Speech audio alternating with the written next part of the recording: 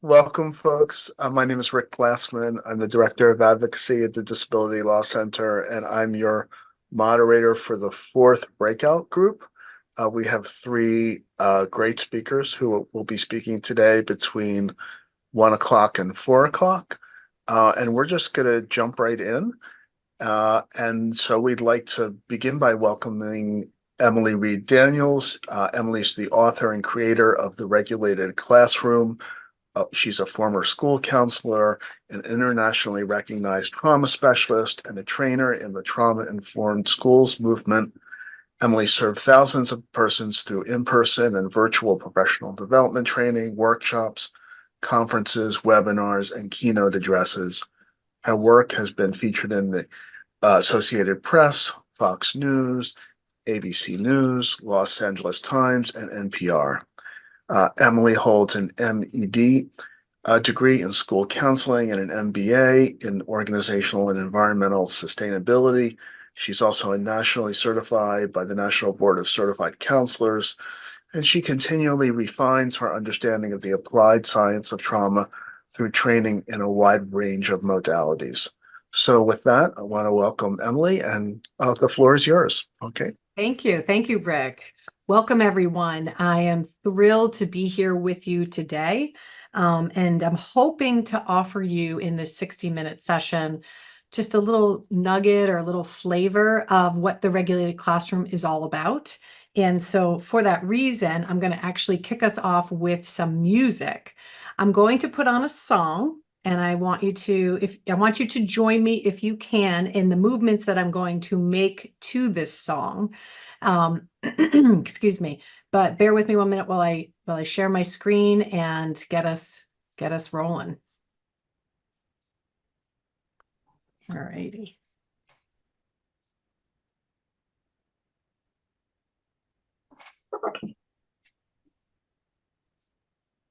Okay.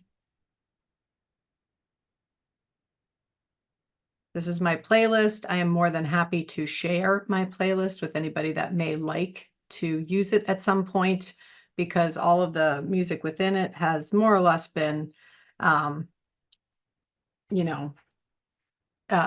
it's appropriate for school use. That's what I'm trying to get at. Okay, so I'm going to go ahead and play this, and hopefully you can hear it. In fact, let me just make sure that everything is.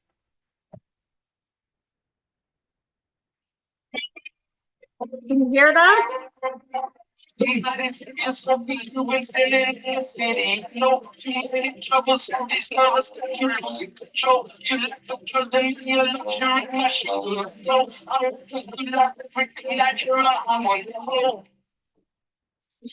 even know. Keep your hands clapping. I keep your hands clapping. Somebody's thinking something, it's in it. I know too many troubles. This love is choke. No, I was just think more reflection. You don't even know. Keep your hands clapping. I keep your hands clapping. When the stars come out, everybody knows it's all around. Need to believe you could hold me down, 'cause I'm in need of something good right now. We could be straight to the sun. I'm not even quite sure whether or not you all could hear that, because I couldn't find my share noise, share music, but you may have seen me clapping, and you may have been able to engage in a little bit of that. That may have felt a little unconventional for a way in which to start professional development or a conference, but I do that on purpose because I'm inviting you into 4 qualities of experience today. These 4 qualities of experience I call core practices within the framework that I've developed, the regulated classroom. And I'm going to take you today into a little bit of a journey about why these qualities of experiences are essential to cultivating conditions for felt safety in schools today. All right, so I hope I have a little bit of a better wrangle on technology as I move through the session so that I can share some things with you seamlessly. I'm going to go ahead and begin by sharing my slide deck. And hopefully that's not difficult.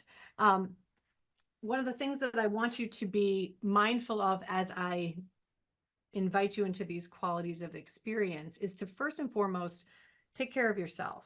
And you're going to hear me say through our time together that I want you to be dialing into and noticing what you can notice on the inside of your body.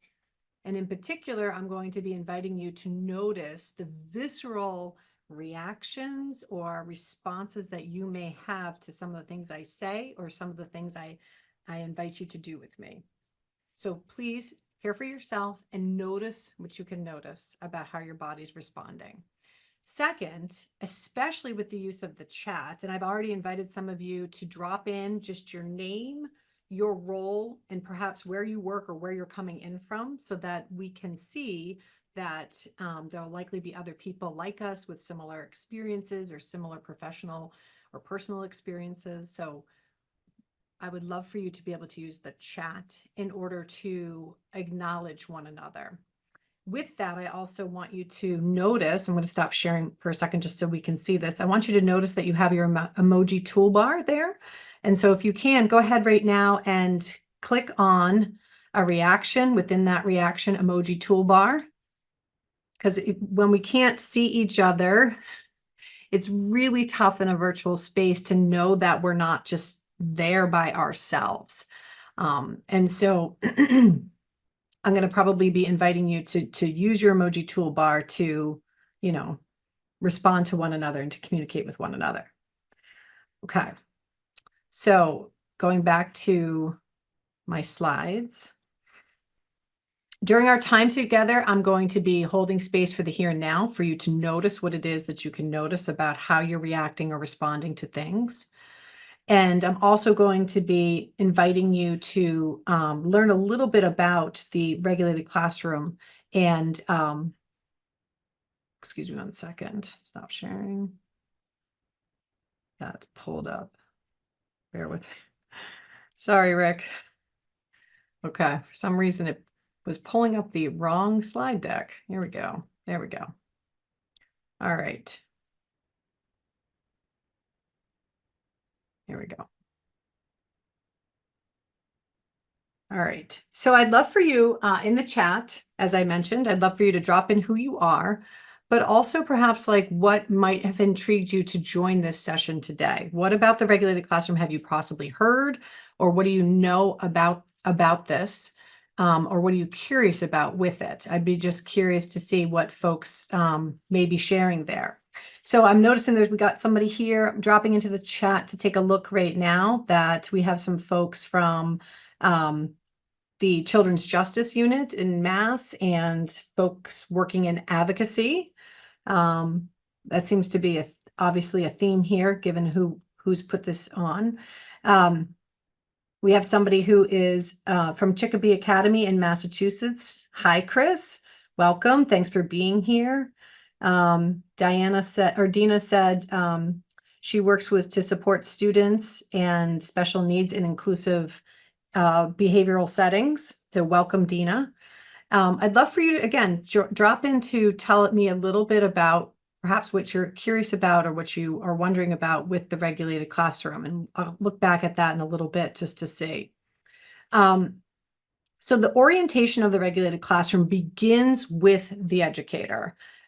We know that we have been experiencing profound crisis of educator burnout and workforce attrition. And this crisis has been really growing for the better part of 10 years, but was truthfully amplified significantly during the pandemic and after. And for that reason, we see a mass exodus of a lot of seasoned educators leaving the profession and far fewer younger people or people changing careers coming into the profession of education. And so this has direct and profound implications for those of you that are seeking to reduce restraint and seclusion, because in my opinion, some of what we see going on within our schools meaning some of the ways in which our students that may be neurodivergent or experience disabilities, some of those students may present in challenging ways.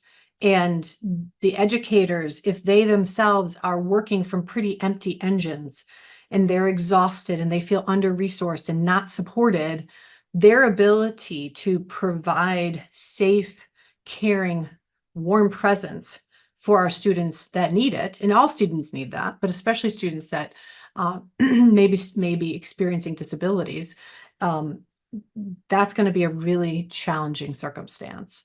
So that is why my framework always has started with the educator's nervous system.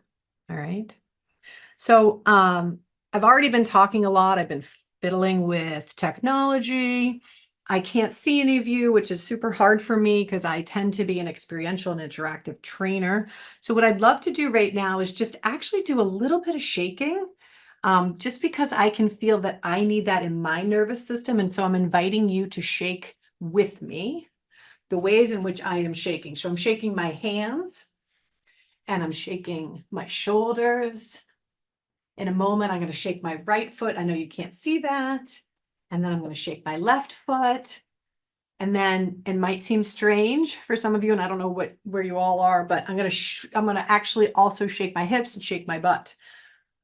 And then I'm going to come here and I'm going to invite you to do this with me for a moment. And as I do that, I'm also going to be exhaling. Okay. So this is the kind of quick microdoses that I am encouraging folks to engage with throughout the course of their day, and to do these core practices frequently in order to help reset themselves and to reset their students. Right. So there is an abundance of stress in the classroom environment, and we need certain qualities of experience to help buffer that stress and trauma, and to also support sequential growth and development for our students. So I'd love for folks to take a moment to drop into the chat. What do you see as being the primary drivers for teacher and educator dysregulation today? What do you see as being the primary drivers of teacher and adult dysregulation today?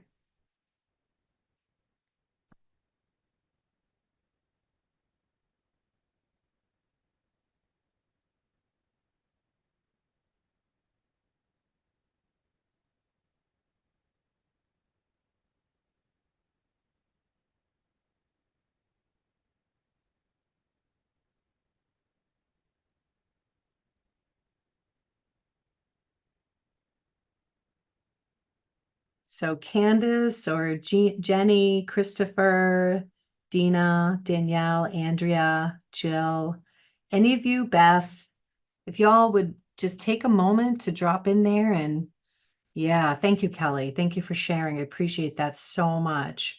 And Chris, yeah. So Dina says, so much to accomplish, so little time. Needs of students and families are overwhelming at times. Thank you so much for that.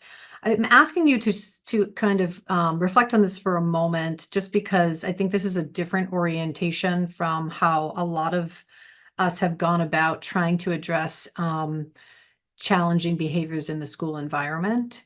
I know as a school counselor of many years, I was trained in and used a lot of different frameworks, a lot of different programs and approaches, and they almost exclusively were focused on the student and the student's behavior. Very little time or attention was paid to what was happening for the adult and how the adult's state may or may not have been contributing to the challenges that the students were experiencing in that moment.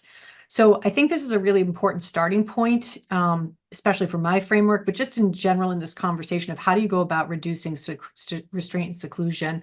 And I would make the argument with the regulated classroom that it begins with us really examining how are we doing as adults? You know, do we have what we need to be showing up with patience, compassion, and ability to access our logical thinking brains, so on and so forth. So I'm going to drop into the chat for a moment and take a look at what some of you folks are saying here.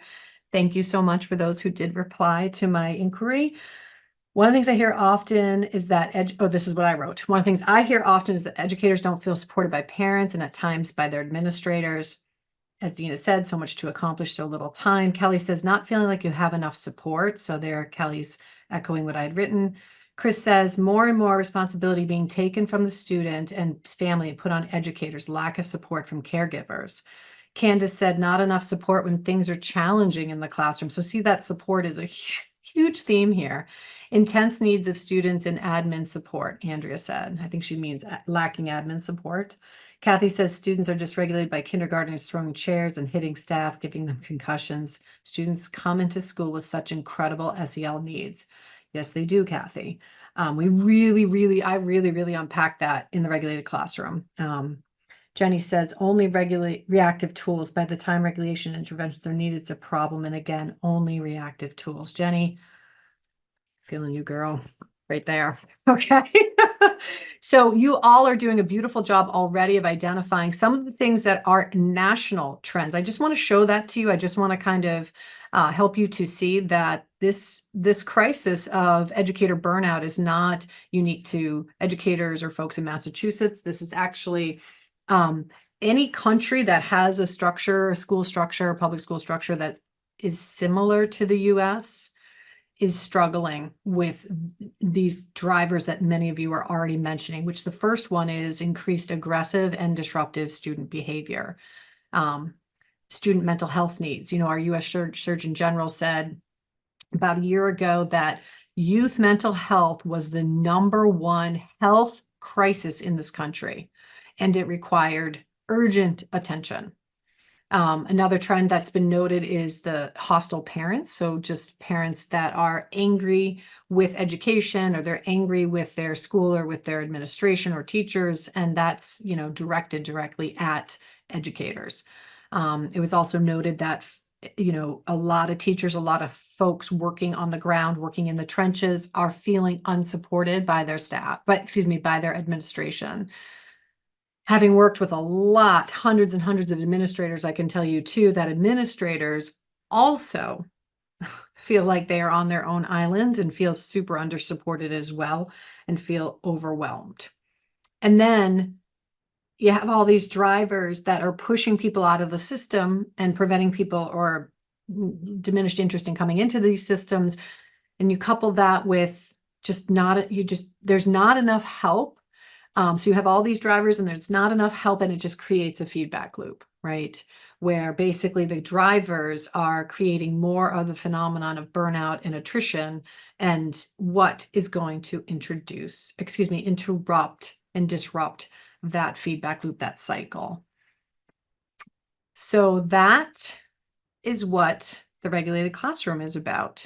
It's about understanding that our nervous system, the thing on the inside of our bodies, is what is driving our behavior. The system, the control center, our autonomic nervous system, that's responsible for survival, has, first of all, really, for us, the adults, taken over, right? Our autonomic nervous system detects a lot of threat in the school environment. Some of that does come from legitimate physical threat from students or fears related to safety from gun violence, so on and so forth. Some of those cues that come at us that make us feel more protective are coming in the form of relational signals that may be a scolding or shaming tone of voice. If we're an educator in the classroom, that tone of voice may be coming from a parent, that tone of voice may be coming from an administrator. We may hear in our students' body language, or may see and note in our students' body language that they are not feeling regulated, and that gets our nervous systems revved. And so what has happened is that we, as a collective in this profession, are pretty traumatized, okay? And to say that, I don't say that with any lightness. I mean that in terms of how trauma is defined within my framework. So trauma, the way that I define it in the regulated classroom, is the residue of overwhelm that is held in the body memory. I'm going to say that again. Trauma in the regulated classroom framework is defined as residue that is held in the body memory and can get triggered when our bodies and our senses pick up on cues of threat, danger, risk, or novelty in our environment or in the relationships around us.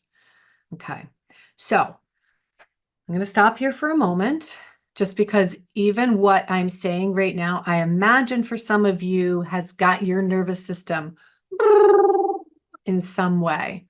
So I'd love for you to take inventory of that right now and actually drop that into the chat. What are you noticing? So I'm going to go first and sort of model for you what I mean by this.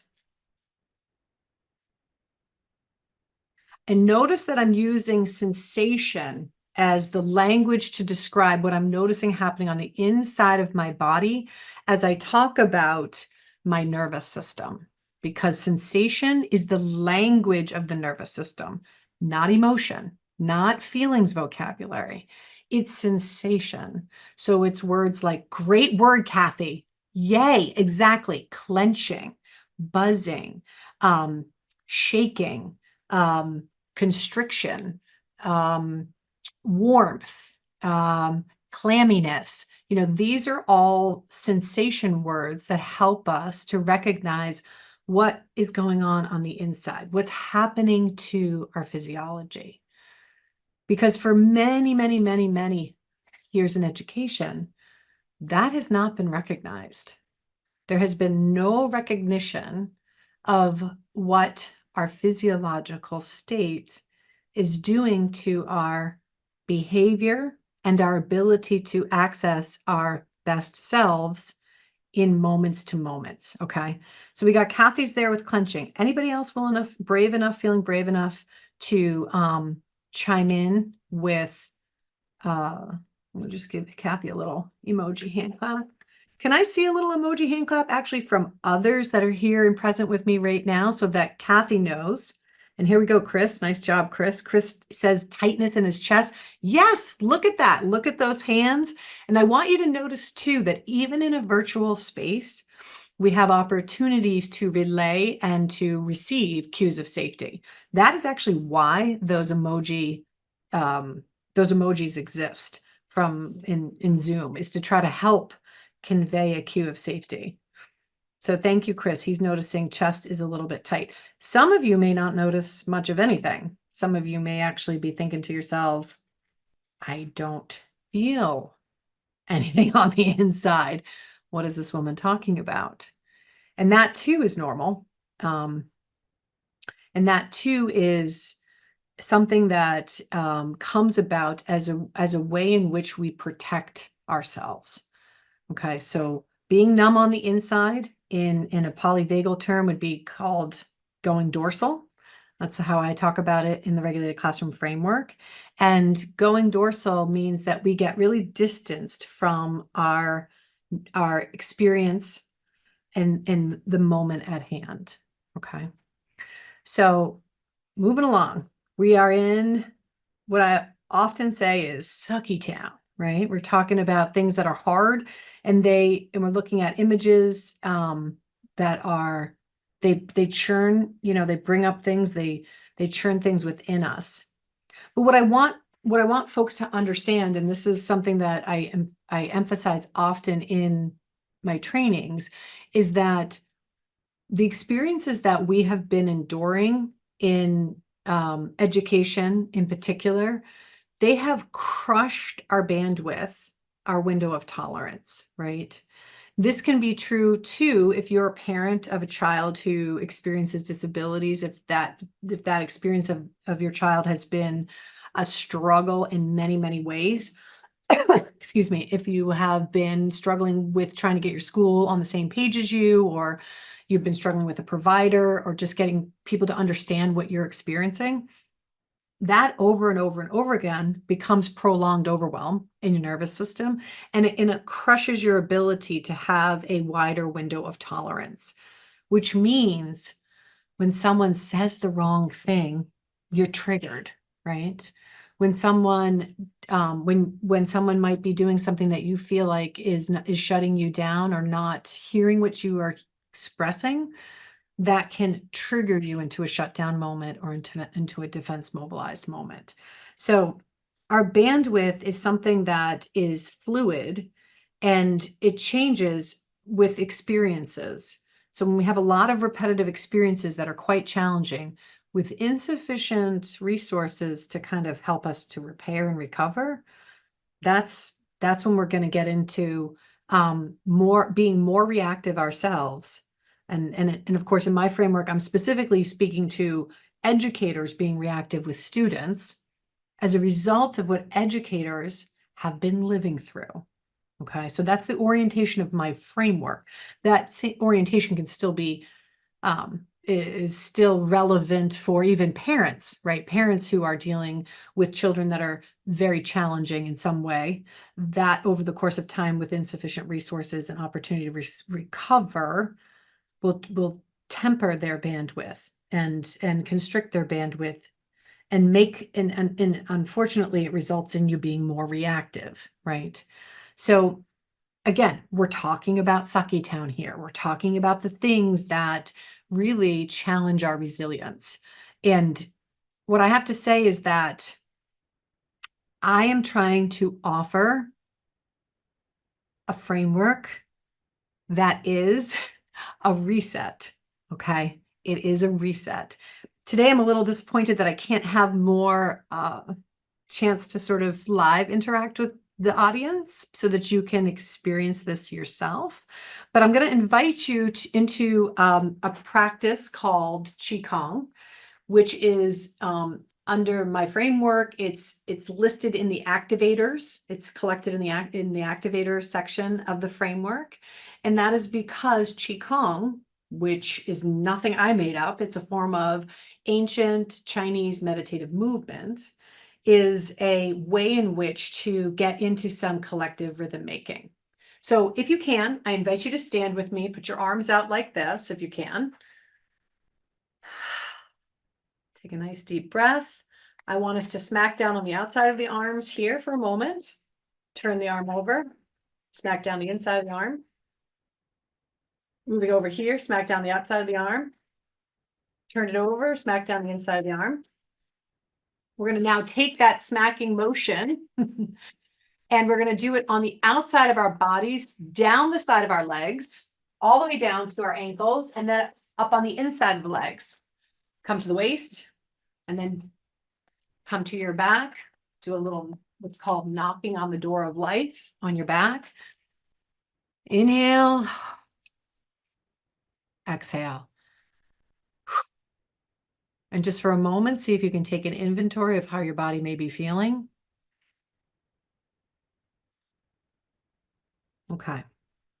I want to stop sharing my screen for a second. Bear with me. Let's see, did I do, I think I got out of that. Let me see here. There we go. Okay. What I want to be able to do is I want to be able to share with you the actual framework so that you can see what it is that I am talking about. And it's simple. Most of the practices contained within the framework, many of you have probably experienced in your life, currently use in your classroom environment. If you're a parent, you might use it in your home environment or seeing your children engage with it. It's not that this stuff is novel. It's not this stuff is new. What is new in the framework that I offer is a way to think about these qualities of experience.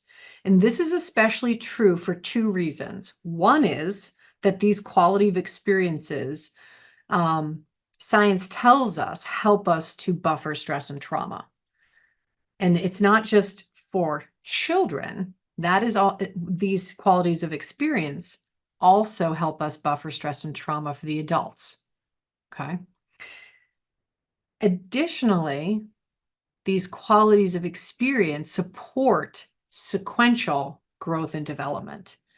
And again, this is something that I spend a lot of time in trainings unpacking with folks, is really examining the differences in the landscape of childhood today, in the social landscape of childhood today, compared with 10 years ago, 20 years ago, 30 years ago. All right, things have changed dramatically and rapidly in children's experiences. And that is a factor here too, in terms of narrowed windows of tolerance, in terms of calibration of nervous systems that are more oriented to protection than connection, right? And so the qualities of developmental experiences that I'm bringing forth in the framework, they support what kids need right now, and they support recovery in our nervous system. So for that reason, I often say that the framework is a twofer. It's good for us, and it's good for our students, and it's good for our children. Okay, so I want to show this to you in a visual format so that it's easier for you to conceptualize what I'm talking about. Bear with me while I pull that particular slide up. Here we go. So let me share my screen again. Doesn't matter how many times I use Zoom, I always find myself struggling to share my slides. Don't know why that is. Okay. So what I want you to notice here, so there are a lot of text, right? But I want to kind of unpack this for you. So what you notice is there are connectors, which you see wrapped around the body at the bottom. There's activators and settlers in the middle of the body. And then there's affirmations. So you may be thinking to yourself, what are these things? Connectors, generally speaking, are play-based. They are relationally based practices that help us to build and repair relationships in the classroom. One of the biggest myths that I think is really prevalent today is that, and this might sound a little challenging for some of you, but we've been saying to educators, or we've been saying to folks who are wanting to help students who experience struggle, like, you got to build relationships with kids. That if you can just build relationships with kids and have relationships with students, you'll get so much further, right? I was definitely of that ilk. I was always, a school counselor, very oriented to the quality of my relationships with my students. And it was very important to me to feel like they trusted me and I could establish rapport easily. The thing that always kind of got me, though, was that it didn't necessarily mean that the students that struggled from a behavioral standpoint no longer struggled because they had a connection to me. And this is where polyvagal theory and some of the other science that is in this framework helps to kind of put pieces of the puzzle together. Let me just go back to connectors for a moment. Connectors represent a blended state in our nervous system, a mobilized state that means we have energy because we're playing together and we're doing relational things together. But if something enters that play experience that is perceived as a cue of threat, things can go south really quickly. So let me just see if y'all are still with me and still hanging with me. What have you seen happen with either at the playground or during recess when children are playing and it's going great and then it's going not so much? What changed in that experience, or what do you see changing in terms of behavior from a play-based experience that maybe at the moment initially is experienced as safe for that child, and then it begins to shift to something else? What do you notice? What have you noticed at the playground or at recess?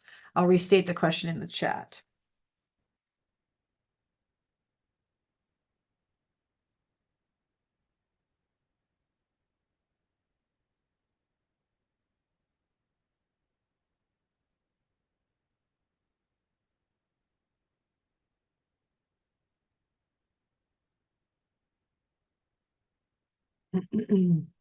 So what are some of the common behaviors that you may witness on the playground or at recess? Now, remember, the idea of a playground or the idea of recess is just that, play.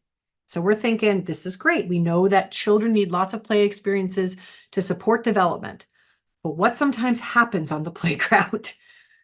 So go ahead and drop in the chat a response to that.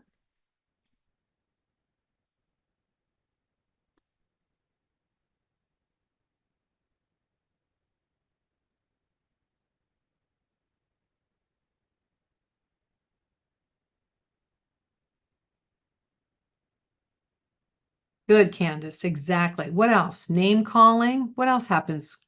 Students running around, pushing each other, screaming, and yet not interacting in a friendship way. Thank you, Kathy. Dina says some children get very excited and then have difficulty managing their movement. Right, guys, this is fantastic. Fantastic responses here. Chris says ultra competitiveness and lack of ability to accept failure, leading to physical altercations. Woo, woo. Okay, so what you all are describing is exactly what I was hoping you were going to describe. You see what should be a play experience sort of meld into or move into a defense mobilized experience. So we can get defense mobilized when we're playing. And when that happens, things can go south. So connector practices in the framework are important from the standpoint of we do need play, and play is a way in which to build and repair relationships. But it's also an opportunity for us to really take inventory of what's happening in our nervous systems if we shift into being defensive. So connectors are a part of the framework, but they're not sufficient to help us get organized and synchronized with one another. Yeah, you all perimeter walking. There's so much even in this chat right here that we could unpack that would be like such a fun nerd out for me. But I just want you to know that for the purposes of our time together today, y'all are kind of getting it. So connectors, play-based, relational in nature, can lead to a defense mobilized state. So you can't just be doing play in the classroom environment. You also are going to need those activators. And let's talk about what activators are. So, but while we do that, while I talk about them, I want you to just follow me if you can, okay?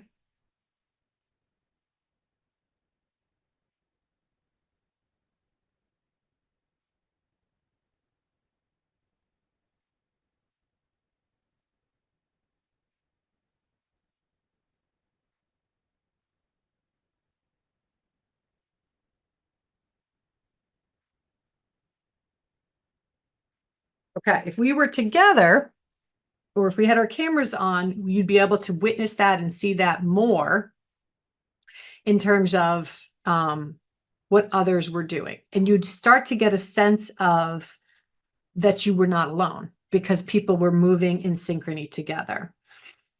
Probably the most critical core practice within the regulated classroom and quality of experience that is missing from our classrooms with great frequency is the opportunity to collectively make rhythm together. I'm going to say that again. Probably the most important developmental experience and experience that buffers stress and trauma in the classroom is collective rhythm making. Okay.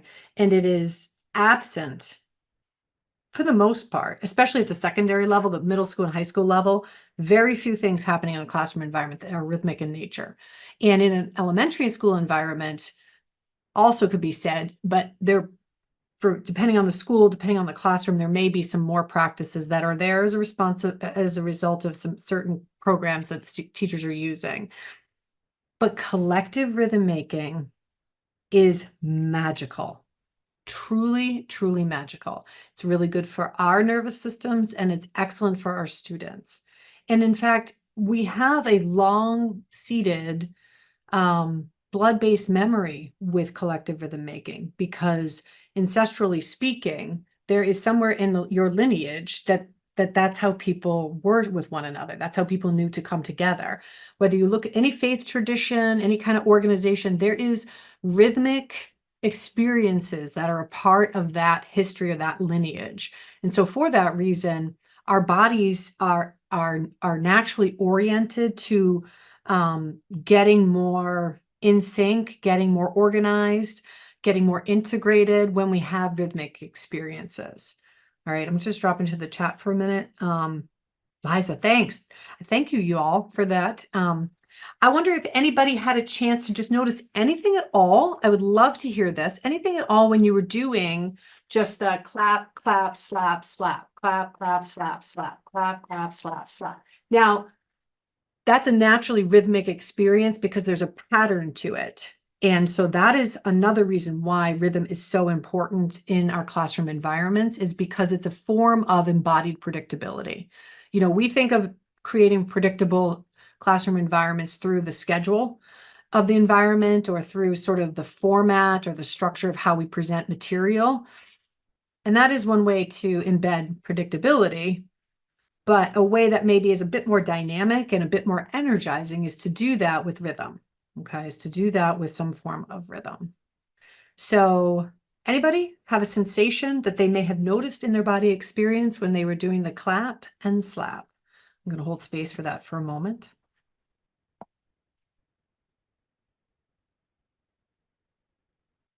All righty. The next one is settlers. That's another core practice. There's 4 core practices in the framework: connectors, activators, settlers, and affirmations. Settlers are practices that settle us down. Okay, they help to calm the body down. And these, again, I think we've noted that these are very important repetitive experiences to be using within schools because they help us to shift our physiology to a slower, lower state, right? And that helps to widen our window of tolerance by dropping the baseline of your physiology. So just for the sake of today, let's try a couple things that are settler practices within the regulated classroom and see how that affects our bodies in this moment. So I'll be looking for you to drop into the chat what you may notice. So, and I don't know where y'all are, if you're at home or if you're at school or you're in a business or workplace, and how comfortable you're going to feel to do any of these things. So do them if you feel comfortable, and I suppose you can watch if not. So bring your hands together like this for me. We're going to just do 3 deep sighs today.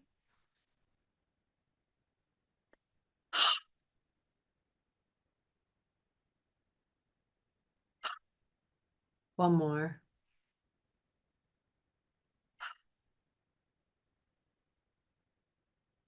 One of the things that's sort of a misnomer or a myth about breathing in terms of settling the body is that we use that language of breathing, like you need to breathe in order to relax.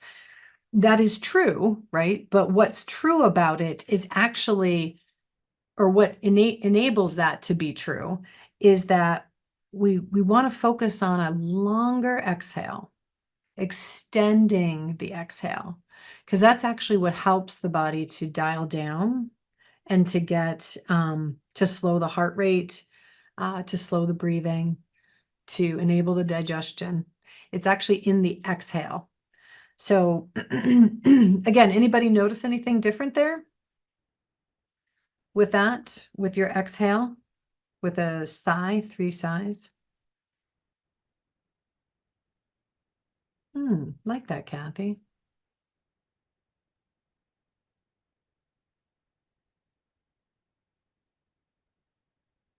All right. And the last one, the last developmental experience that is one of the core practices, or I should say it's the quality of experience, is affirmations. And this is in direct contrast to like an ABA model or a model of positive reinforcement that is rooted in rewards. I wouldn't say that there's no place for that in child rearing or classroom experiences, but that was the only toolkit only tool I had in my toolkit for many, many years, was purposely praising or rewarding this kind of behavior that I wanted to be able to see, right? The kind of behavior that, supported sort of a modulated, regulated classroom environment. So in the regulated classroom, affirmations are actually qualities of experience that are moments of embodied gratitude. So, a lot of times you can have really just micro moments with students or your children, your own kids, where they're like, yeah, this feels so good. Like, this is right. Like, we are synchronized, or we are coherent with one another, or we're really attuned, or like, we're just killing it with whatever we're working on together. Like, this project's going so well.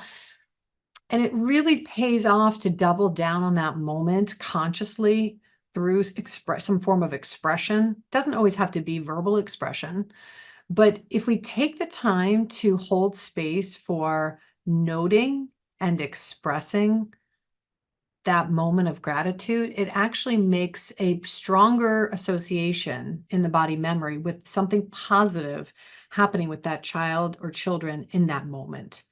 Okay, so it's different. It's not a transactional kind of experience where you're like, good job, because that's oriented to the other, right? And it's also very conditional. It's like, I'm saying you're doing a good job, and so you're pleasing me.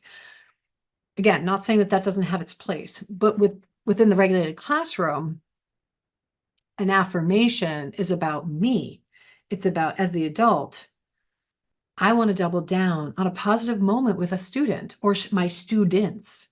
I want my body to hold on to that, because there's an abundance of cues in the environment in my classroom or in my schools that may be amplifying my nervous system or signaling danger in some way.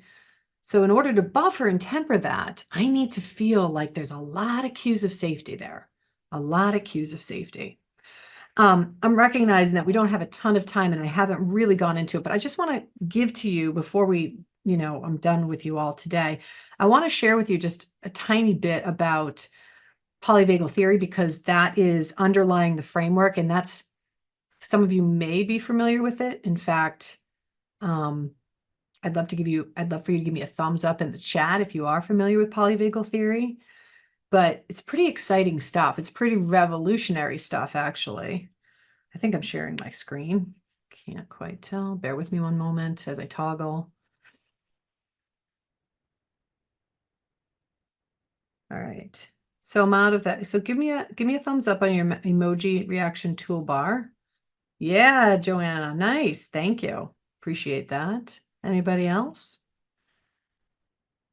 Okay.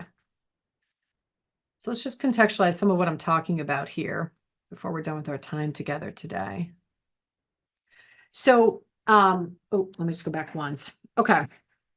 So polyvagal theory, like, really major game changer for me. Major. Nothing I learned about in graduate school, even though the theory was first proposed in 1994 by Dr. Stephen Porges.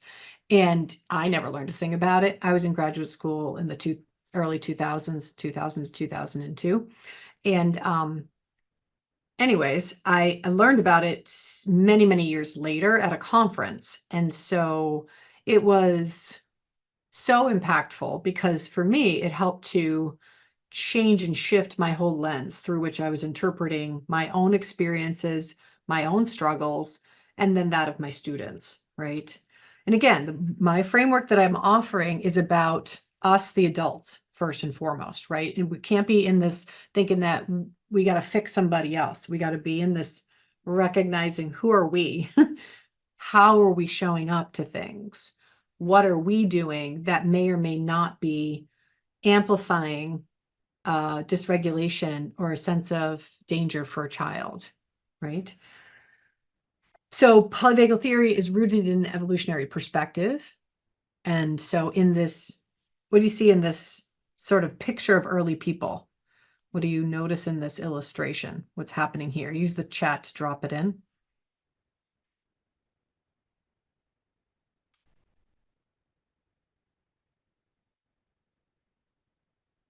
Not sure where there we go. Yeah, thank you, Liza. Defending against a threat. Beautiful. Anything else you see there? On alert, Danielle. Oh, Kathy, apprehension, self-preservation. Here we go, people. I love this. I love that you're rolling in with me. Great. Okay. So great responses. and I'm feeling it in my body, that y'all are tracking with me. What you also may notice is a fight, flight, freeze positioning from some of these folks. I'm going to increase my view so you can see that a little better. Okay. So I want you to picture this gentleman or this person in the middle with the spear, right? And I want you to actually do that with your body for me right now. Just kind of tense like you might be holding the spear. And I want you to see if you can just notice how your body feels right now. And does that feel reminiscent of maybe when you're at school, maybe when you're at work, maybe when you're at home with your child, like that kind of tension, right, in your body, constriction? That's what Dr. Peter Levine says actually is trauma, is sort of like the residue of constriction held in the body as a form of protection. Look at the woman in the back. She's with the child. She looks like she may flee the scene, right? So we've got fight, we've got flee, but I want you to notice in particular the gentleman in the middle who's crouched, he's actually crouched down and he's got his arms tightly, wrapped around his knees. And he looks like he's a sitting duck. And the thing about it is, Porges's theory is revolutionary because his theory identified a circuit within the parasympathetic branch of the nervous system that formerly was unidentified, which is this idea of going dorsal. And I mentioned this in the beginning, that we actually can freeze in a moment or be walking around the world in a pretty dissociated, frozen way as the highest form of protection the body can take. So going back to the beginning, when we talked about Sucky Town, when we talked about the conditions we're living with in schools today that are very challenging, or if you're a parent of a child who experiences profound disabilities, that can be also very challenging. And it's something that your body and your physiology shifts with that experience because it needs to. Right? It needs to shift in order to help you sustain through that quality of experience. And it can be very adaptive. It can be very useful, but it also can really take a toll on your window of tolerance and on how you experience the world.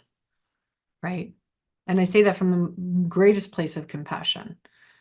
And so I want us to kind of see this in a contextual way, that we are the way we are because for thousands of years we've lived with the presence of we lived with an omnipresence of threat that wasn't just like psychological threat, it was threat to life.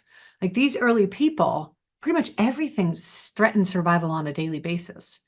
The ability to access resources like food and water and shelter, the ability to be safe from a neighboring tribe, the ability to be safe from animals, wild animals that may be there looking to make you their prey. There was a lot of things, disease, illness, things that really, we forget this stuff, but compared to how earlier people lived, things are relatively safe here in the US today compared to then. And I don't say that to diminish the challenges we experience today. I say that to help us remember that, yeah, we're hardwired for connection, but first and foremost is protection, okay, is survival. We are hardwired for survival over anything else. And that is Porges's theory. And to me, here's the nuggets. Here's the nuggets. If you're going to just have a little nugget of this is what I'm hoping to leave you with today that might get you thinking and might, really pique your curiosity if you're not familiar with this.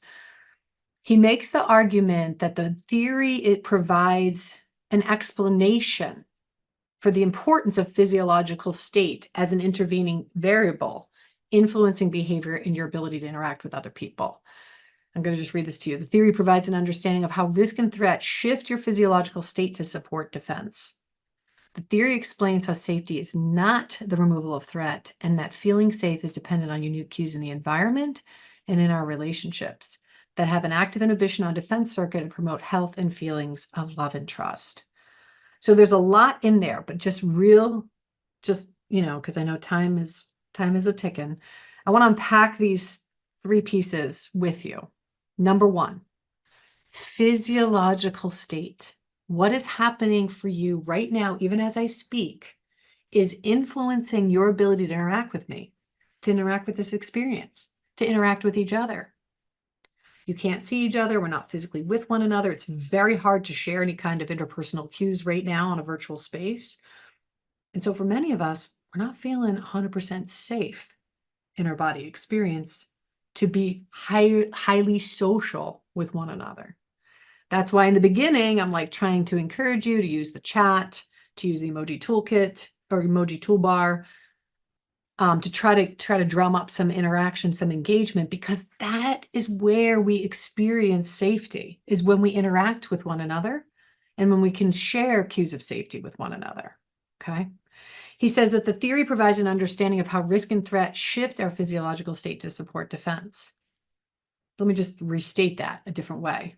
What he's saying here is that in the absence of cues of safety that are deliberate, someone's smile, someone's soft gaze, someone's gentle tone of voice, something, maybe a hug if you're really struggling in a moment, if that's what, feels right in the moment, that like if we don't experience those things, we may feel in danger.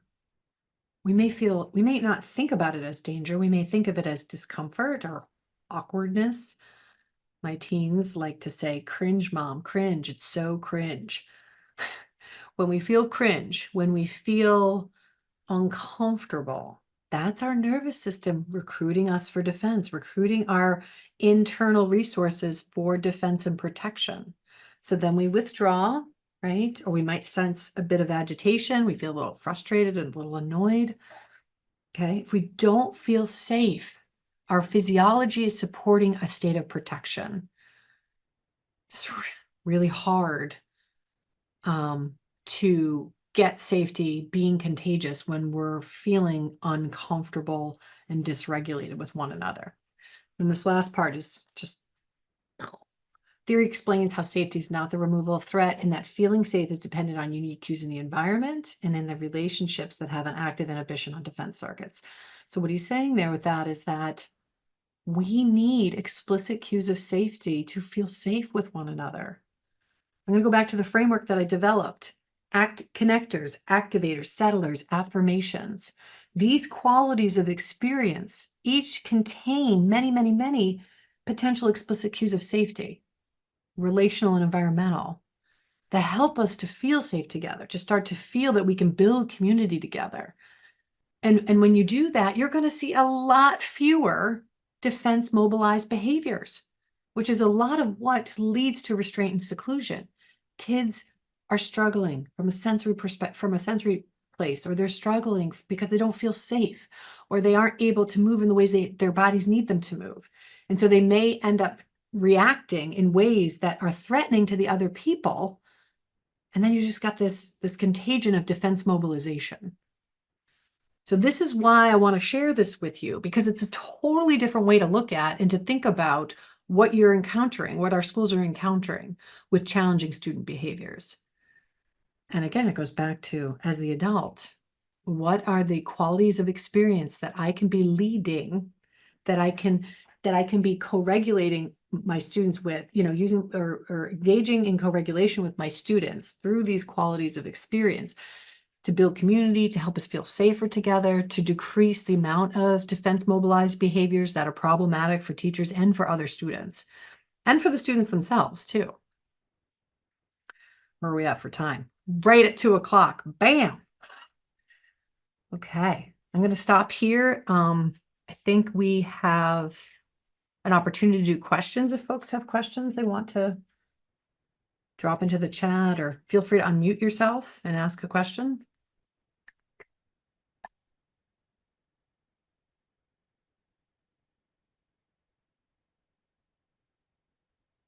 Liza. So the framework is actually in my guidebook, and there are more than 80 practices. So like, for example, here's activators.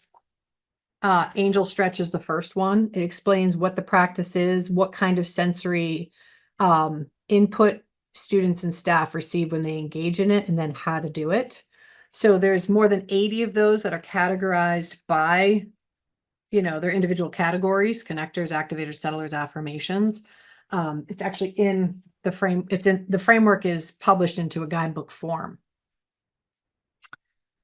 Kathy, we can talk about that if you would like, if you're interested in that kind of information. There's a bunch of different sort of price points, depends on if it's an individual. We don't have to do all that right here, but I'm more than happy to do that with you. And so if you want to, you can feel free to reach out, email me, and I can get back to you.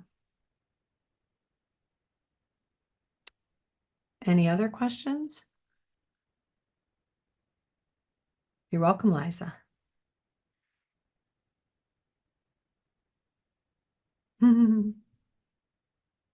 Well, amen to that, Christopher. It is not easy to teach over Zoom. It's not my preferred format, especially when folks don't interact with one another. Really tough, but thank you. All right, I think we're all set, Rick. Thank you so much, Emily. Really interesting presentation, just helping us look at some of these issues in a totally different way. So I'm really glad you're here. Thank you. Thank you Okay, for the opportunity. so we're going to move on to our next presenter. I want to welcome Hallie Carpenter. Hallie has an EDS degree and is the manager of implementation and clinical training and a consultant at Think Kids, which is affiliated with Mass General Hospital.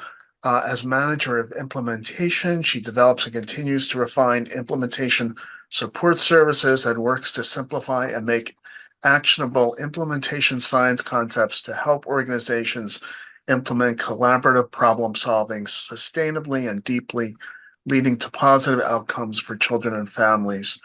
As a trainer and consultant, Hallie provides training and coaching to individuals and organizations seeking to learn and implement collaborative problem solving within their systems. She's also an instructor in CPS, collaborative problem solving certification. And prior to joining Think Kids, Hallie worked as a school psychologist and a behavioral specialist in public schools for 13 years. She's been using CPS in her personal and professional life since 2009 and has observed firsthand transformative power that comes from teaching others about this approach. So, Hallie, want to welcome you, and floor is yours. All right. Thank you, Rick. I appreciate that introduction. I always forget how many things I've done until someone does the bio for me. So I'm going to go ahead and pull up my screen. So just give me a moment here to get this oriented for all of you.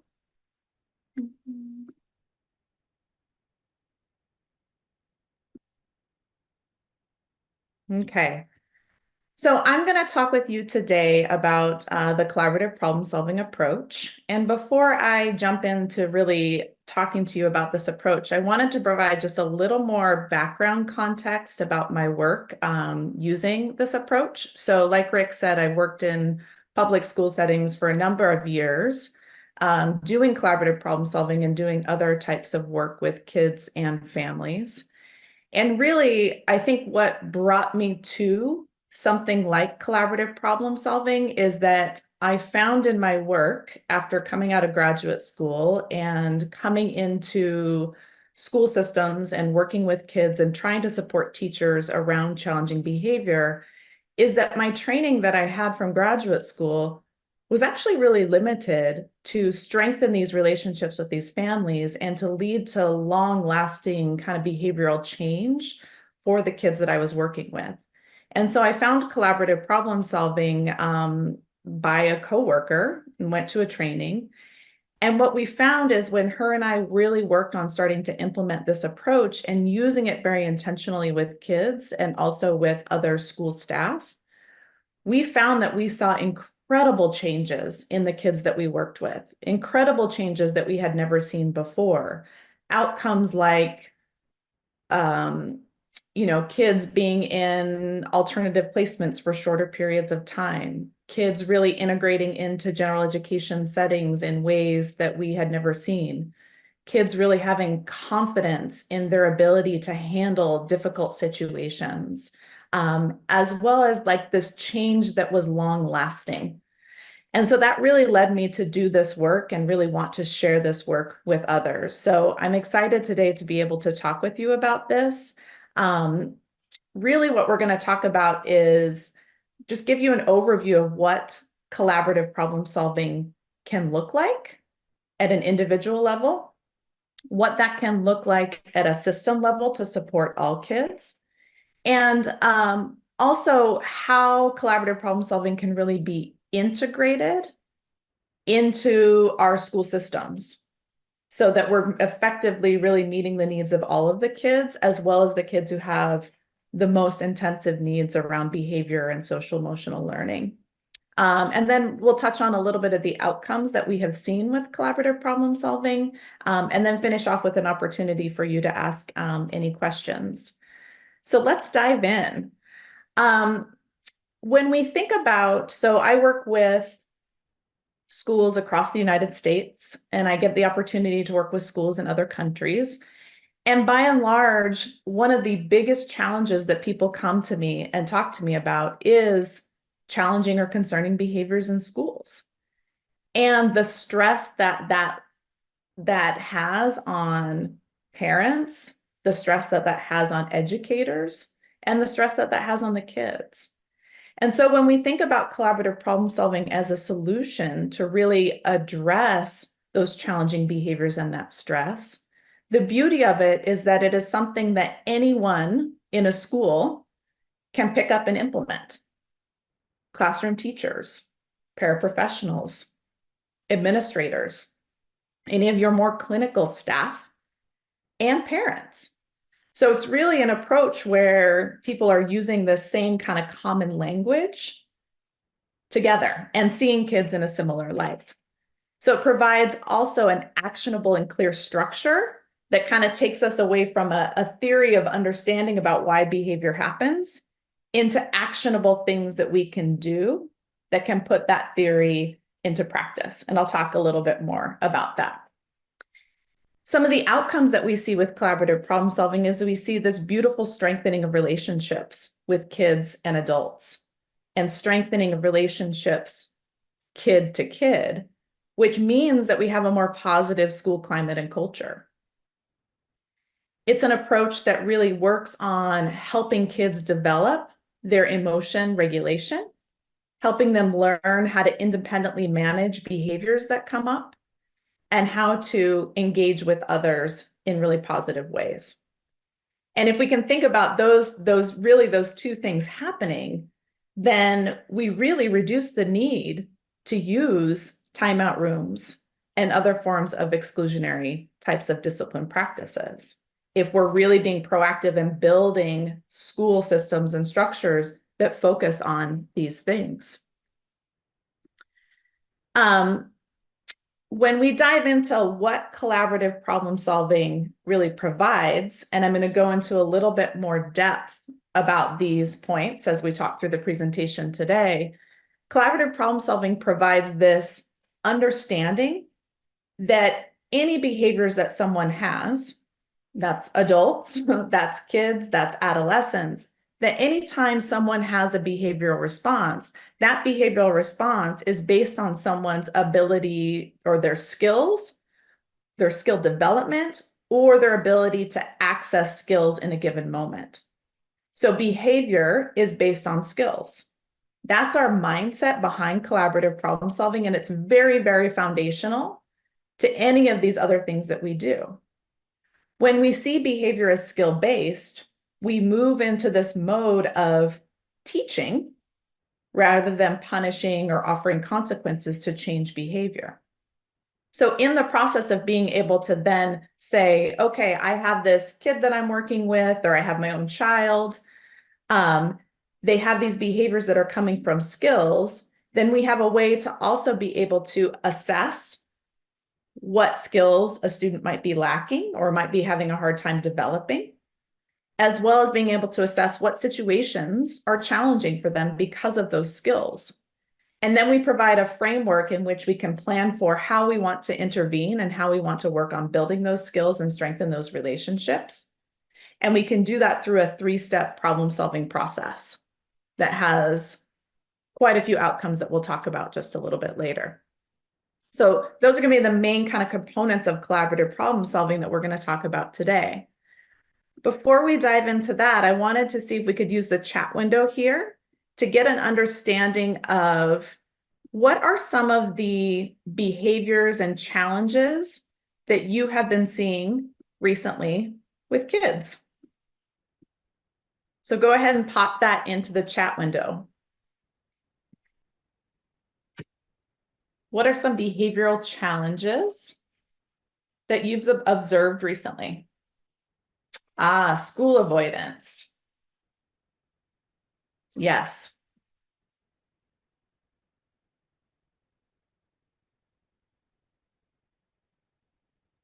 Some crying over everything. So Candace, I'm assuming that crying is happening very frequently. Liza, some hitting, kicking, spitting, some violent type outbursts.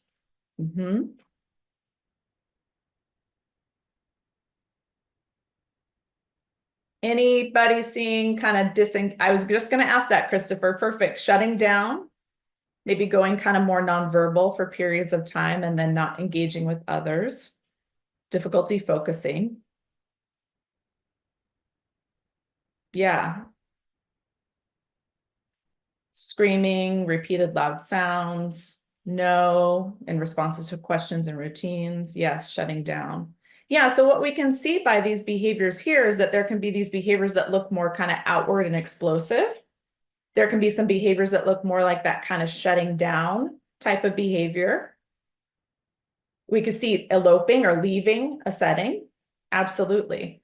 I'm actually just thinking I caught the very end of Emily's presentation, and I'm thinking about these behaviors in terms of like fight, flight, or flee types of responses. Absolutely. And I'm just going to guess by all these behaviors that you listed that these behaviors are causing a significant impact for the student, probably their learning, maybe other kids feeling safe in the environment, and they might be distracting other kids from their learning, right? So we're concerned about these behaviors, and I would imagine that we would like to see these behaviors change. Now, thinking about these behaviors, what do you think contributes or maybe leads or causes some of these challenging behaviors that you observe?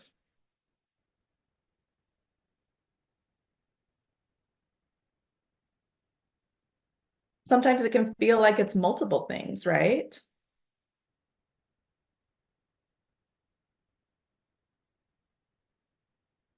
Yeah, there might be some family stressors going on. There might be kind of a need to assert some independence or feel a sense of control. Maybe they don't have the social skills. Maybe they're experiencing bullying. Maybe some learning deficits or something, some diagnoses such as dyslexia. Yeah, maybe the world can look and feel like a very scary place to them. Lack of confidence. Yeah, maybe not having as many opportunities to engage in person and build those skills that they're in a virtual world more often. Casey, I'm making assumptions, so you correct me if I misinterpreted that in my thoughts. Lack of connection. Okay, good. Thank you. Absolutely. So there's a lot of reasons why, right?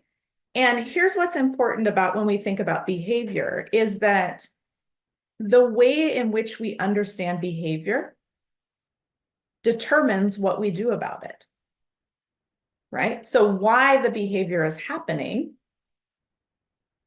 our thought behind why that is happening is going to determine what action we're going to take to respond or to intervene around that behavior. And this is key. Okay, so we're going to talk about this from a foundational component. First, we're going to talk about something that we call conventional wisdom. This is a belief about behavior that is really deeply ingrained in the systems in which we work, in the systems in which our kids interact, as well as in a lot of parenting programs. So I learned a lot about this approach when I was in grad school. So the idea around conventional wisdom is that people do well if they want to.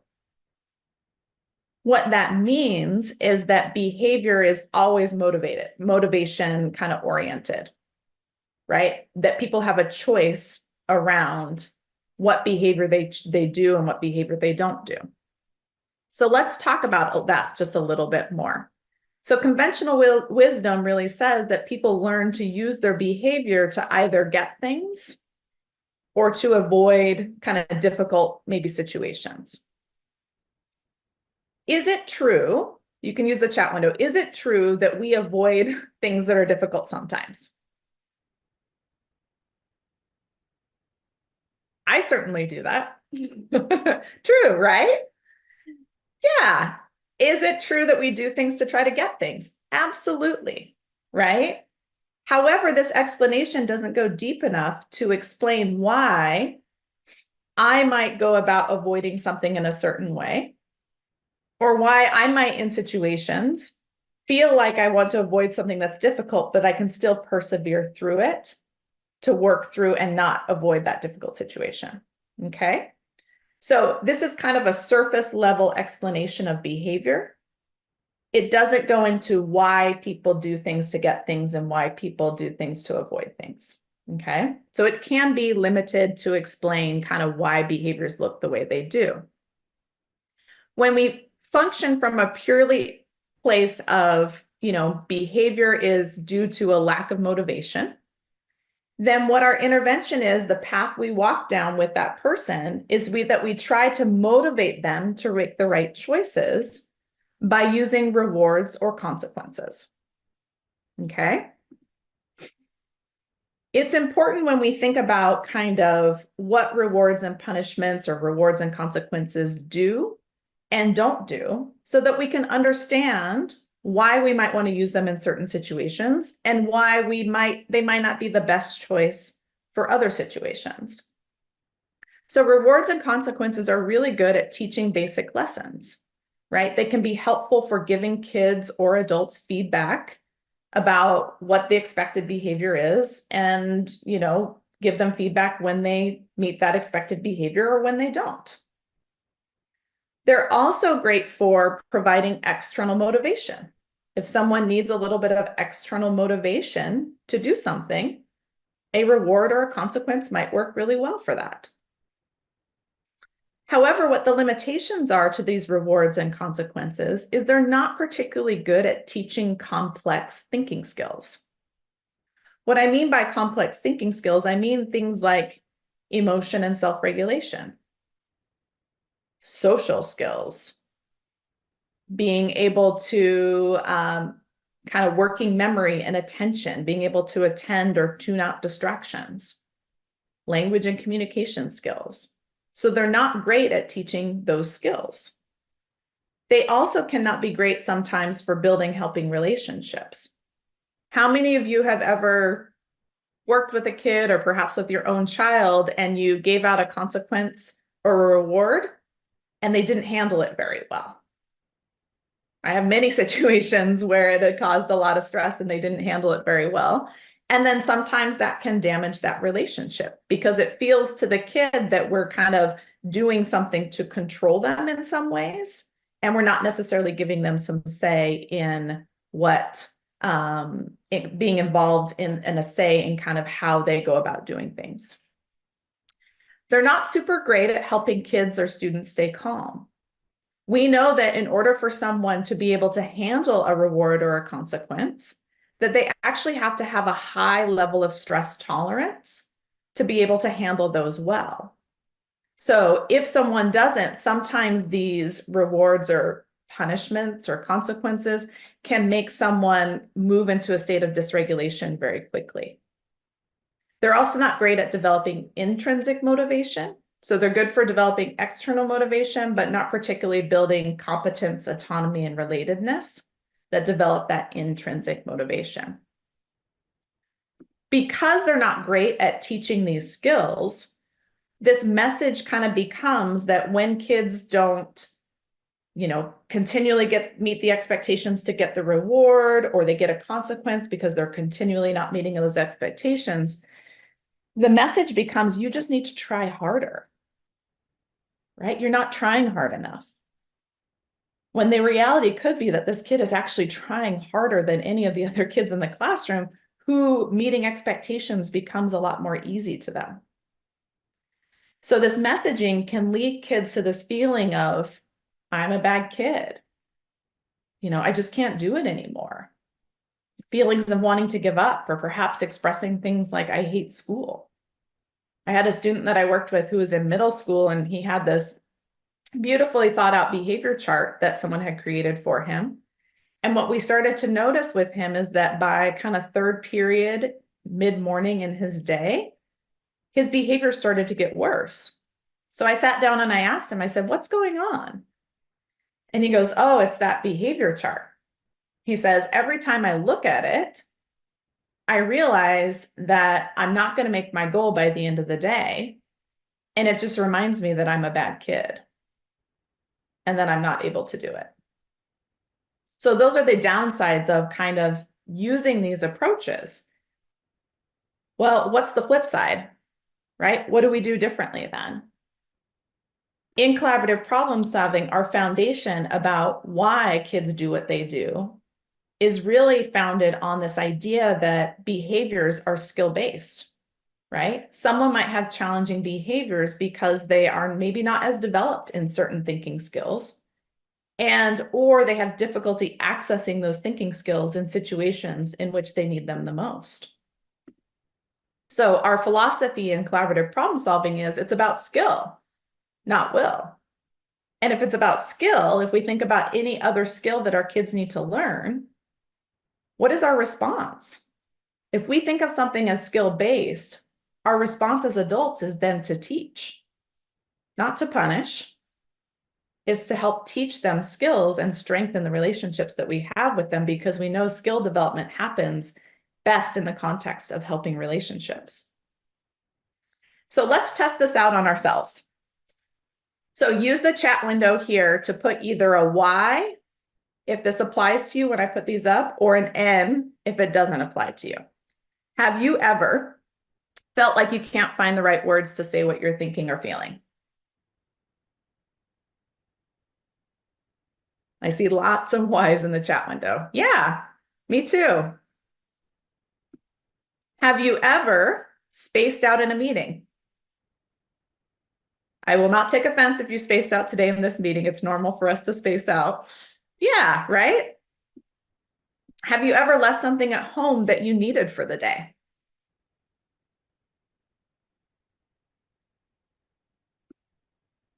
Or have you ever been anxious about a project or a task that you ended up kind of like putting it off, right? Putting off working on it.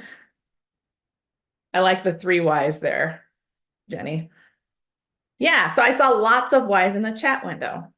Let me ask you this. Isn't it safe to say that if you could handle these kinds of situations better, you would? Yeah. It wasn't that you just weren't trying hard enough in these situations. Maybe you had a hard time accessing some skills that you're normally pretty good at because you were sick, or you were tired, or you were feeling more stressed. Or maybe there's some skills that you know are not as well developed for yourself as they are for other types of skills. Oh, Danny, thanks for that comment in the chat. I appreciate that. Yes, absolutely. Great comment in the chat. And so often we expect kids to be more skilled with these things than adults. Absolutely, we can fall into that. So do you think you would have handled those situations better if in those moments you were better at any of these skills listed on this slide right here? Things like thinking flexibly, managing your anxiety, maybe staying organized, or managing frustrations. Yes, we often expect consistency and perfection. Absolutely. Now imagine if the students that you work with, or your own children, or your children that you know, were better at these things too. Do you think they might be able to handle some situations differently? Yeah, absolutely. So our philosophy is that people do well if they can. And I say people on this slide because it's us as adults, it's our children, it's anybody in any system that we're working with, right? People do well if they can. What types of skills are we talking about? So the really nice thing is that we didn't just like pull this philosophy of people do well if they can out of the air. It's actually based on neuroscience research that tells us that when kids are working on developing or they're delayed in their development of certain skills, it can lead to behavioral challenges. What skills are we talking about? The ability to communicate your thoughts and needs to others and to understand what others are communicating with you. The ability to focus your attention and be able to organize your thinking, tune out distractions. Your ability to manage and regulate emotions, as well as being able to manage kind of those physical states in the body. The ability to think flexibly and social thinking. So the ability to understand other people's perspectives and understand kind of how what we do impacts others around us. Would you say these are really important skills for kids and for adults? Absolutely, right? They're foundational to anything that we do in a world. So then if we see our understanding of behavior comes from this people do well if they can place, and we see behavior as skill-based, then that understanding of behavior determines what we do about it, right? Think about any other type of like academic learning that may happen, right? Or someone brought up dyslexia in the chat window. When a kid has dyslexia, we assess what skills they need to develop, right? What skills will be helpful for them to develop, where their strengths and areas of need are. And then we teach them in increments that they can handle to work on building those skills. We don't start them with the toughest skill that they need to learn, right? We start them with where they are at their place and then work on building those skills in a manageable way. This is the same thing, right? We're going to look at behavior in that way, and we're going to identify first by doing an assessment, right? Not like a formalized special education assessment or other types of like neuropsych assessments, but we have something in collaborative problem solving that we have our own assessment process.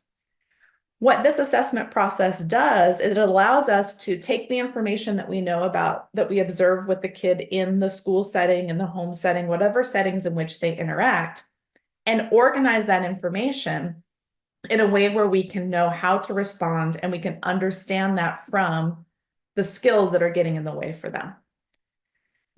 So let's talk a little bit about that.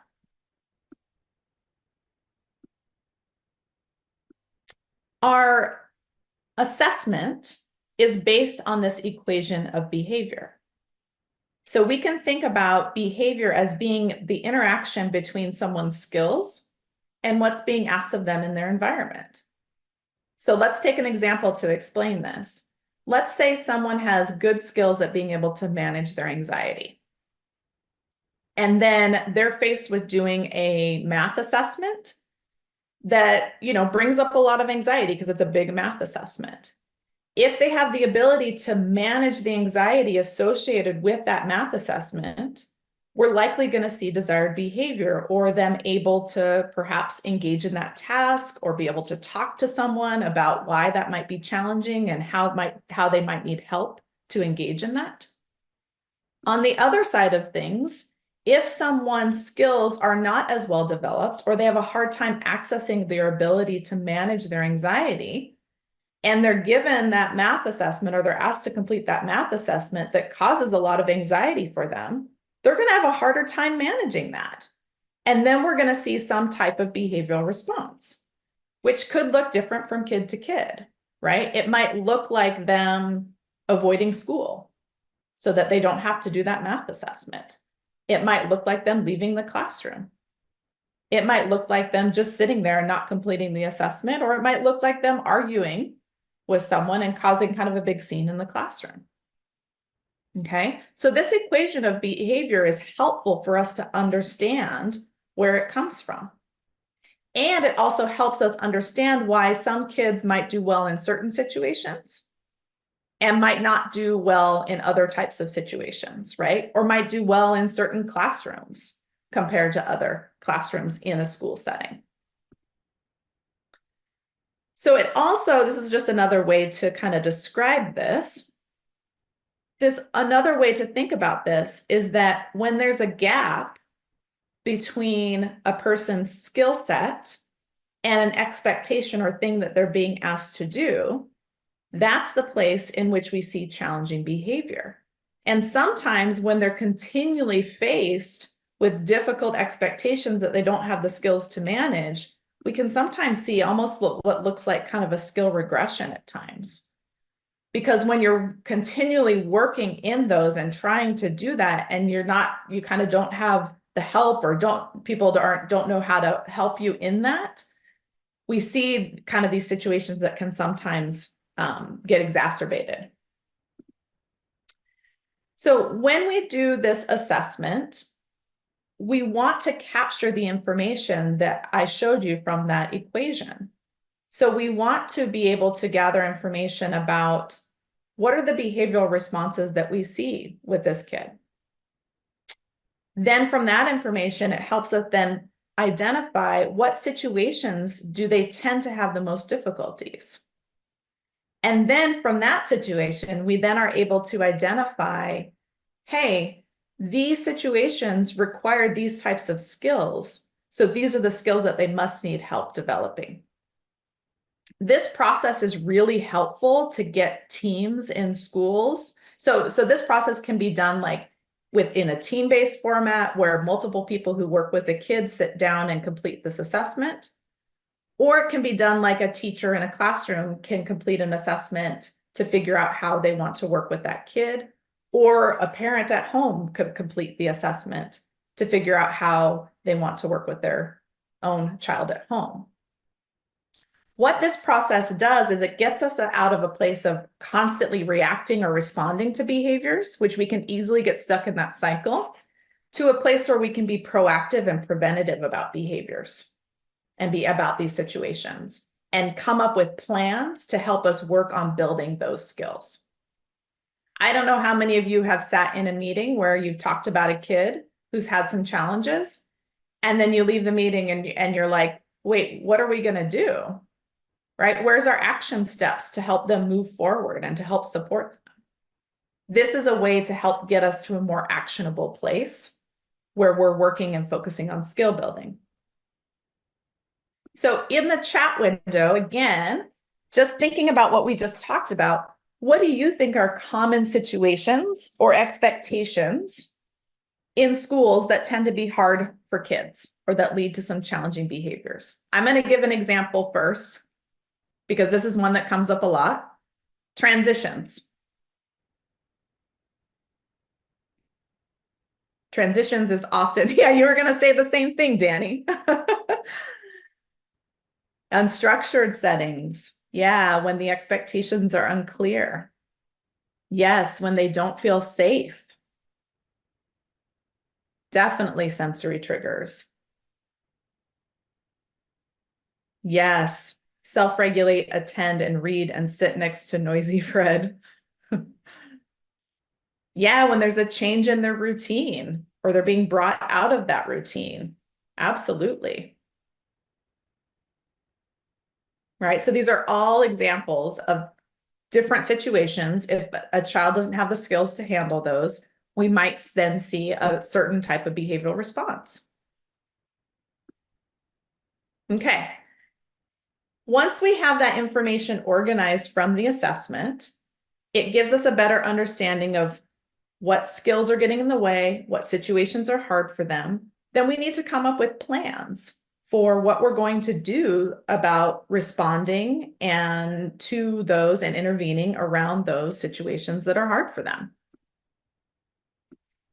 So our planning phase provides a simple framework for behavior intervention planning. And it is pretty simple because I'm going to say that really, when someone is having a hard time meeting an expectation or handling a situation, we actually only have 3 options for how we can respond in those situations. We can either what we call do a plan A. A plan A is where we impose our will to try to get the kid to meet our expectation. These usually go pretty poorly if you have a kid who has a hard time with managing stress, who has a hard time or has a lot of skills that they need to work on developing.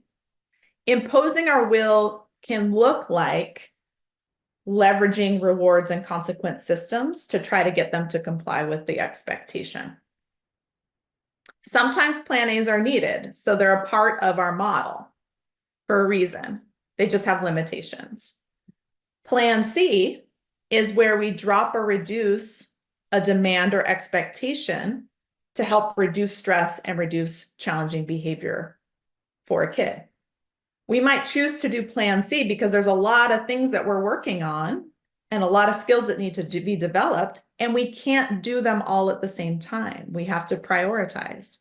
And so it can be helpful to reduce some challenging behaviors in the meantime. And then plan B is kind of our intervention, our skill building intervention in collaborative problem solving. And this is where we solve the problem collaboratively with the kid. So we're equal partners as the adult and the child or adolescent to work on solving the problem together. Let's show an example of each of these. So plan A, when we impose our will, here's an example. The situation or the expectation is that the student cleans up their space after themselves, right? They've done an activity and they're being asked to clean up their space. A plan A might look like if they don't clean up after themselves, they don't get to participate in the afternoon activity time. Okay. It could also look like if they do clean up after themselves, then they get to participate in that afternoon activity time, right? So it can look like either thing. The purpose is that we're trying to pursue compliance here, right? We just want them to comply with our expectation. Okay. Plan C, when we drop or reduce the demand, here's what it can look like with the same situation. The situation is cleaning up the space after themselves. A plan C might look like, well, I'm not going to ask them to do it all by themselves. I'm going to come over and I'm going to assist them and I'm going to support them and help them clean up their space. And the goal right there is that we're trying to reduce some type of undesired behavior, right? That undesired behavior might be them arguing with us, them taking like a really long time to do that. Any of those things might be the behaviors that are associated with that. Okay, so plan A and plan C are kind of like these short-term kind of ways to respond to the behaviors, or excuse me, the situations. Plan B, when we're working on solving the problem collaboratively, is when we're working on kind of these long-term solutions that are going to solve these problems that are chronic problems that keep coming up as challenges and keep causing stress for the youth and for the adults. So this process is really a 3-step problem-solving process that really helps to decrease those behavioral responses while at the same time strengthening relationships and building all of those skills that I talked about at the very beginning. So when we look at it, when we look at a difficult situation for a kid, this problem solving is really about kind of a shared problem. And in that shared problem, there's 2 people involved in it, right? Which means there's 2 perspectives that we need to take into account and find a solution that addresses those 2 perspectives so that we have a win-win, right? For both the adult and the kid. So what does this look like? In this Plan B problem-solving process, we have 3 ingredients that we follow. The 3 ingredients are there in a certain order for a reason. So first, our first ingredient is to empathize with the other person.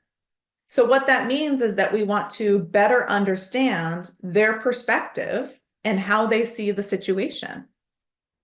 Once we have a clear understanding of how they view the situation and how they experience it, then we have the opportunity as the adults to share our perspective. What are we worried about? Why are we concerned? And then the third ingredient is we take those two perspectives and we work on collaborating together to brainstorm solutions, assess those solutions to see if they're good solutions, and then choose one to try to implement. Okay?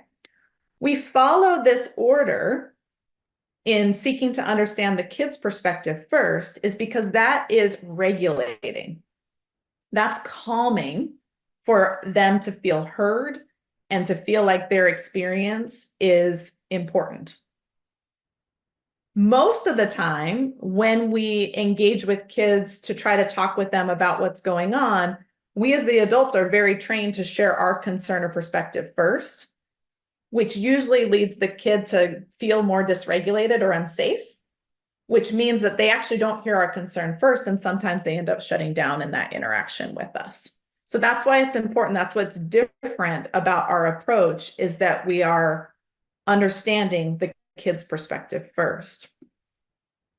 One of our mantras in collaborative problem solving when we engage in this process is to really be curious, right? It's kind of one of our foundational beliefs is we want to be curious and seek to understand before we get reactive. And actually, it's interesting because when we have that curious stance, we actually stay calmer.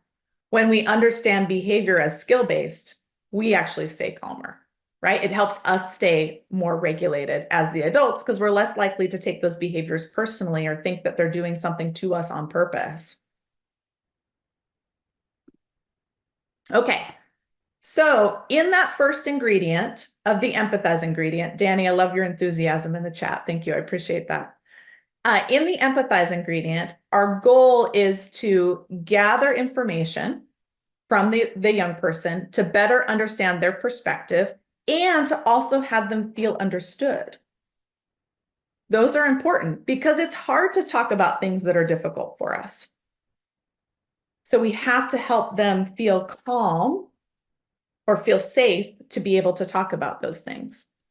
This is what it looks like in the empathize ingredient. It looks like us as the adults asking a question or making a guess about a situation, listening to their response, and then offering some reassurance or reflecting back what we hear them say. Then we follow that up with asking another question or making a guess, listening to their response, and reflecting or offering reassurance. I'll give you a short example of a kid that I did some problem solving with who was suddenly not going to his art class. He was a middle school age boy, not going to his art class anymore. I said, hey, tell me what's going on with art class. It seems like it's tough to be in there lately. And then I listened for his response. He's like, I don't know. I just don't like it. Sounds like you don't really like your art class right now. Can you tell me a little bit more about why? Oh, just the stuff we're doing is dumb. So it sounds like you don't really like the things you're doing or you feel like they're dumb. That sounds like that could be really hard. I wonder, is it something that some assignment that you're asked to do? Yeah, I'm supposed to draw things. I don't like drawing. Oh, so you really don't like drawing. Are there other things you like to do with art? Yeah, I liked when we were building sculptures last quarter. Oh, I see. So what you're telling me is that you really liked art last quarter because you were building sculptures, but this quarter you're doing drawing and you don't like that as much. Yeah, I'm not good at it. Oh, okay. So you're not good. You feel like you're not good at it.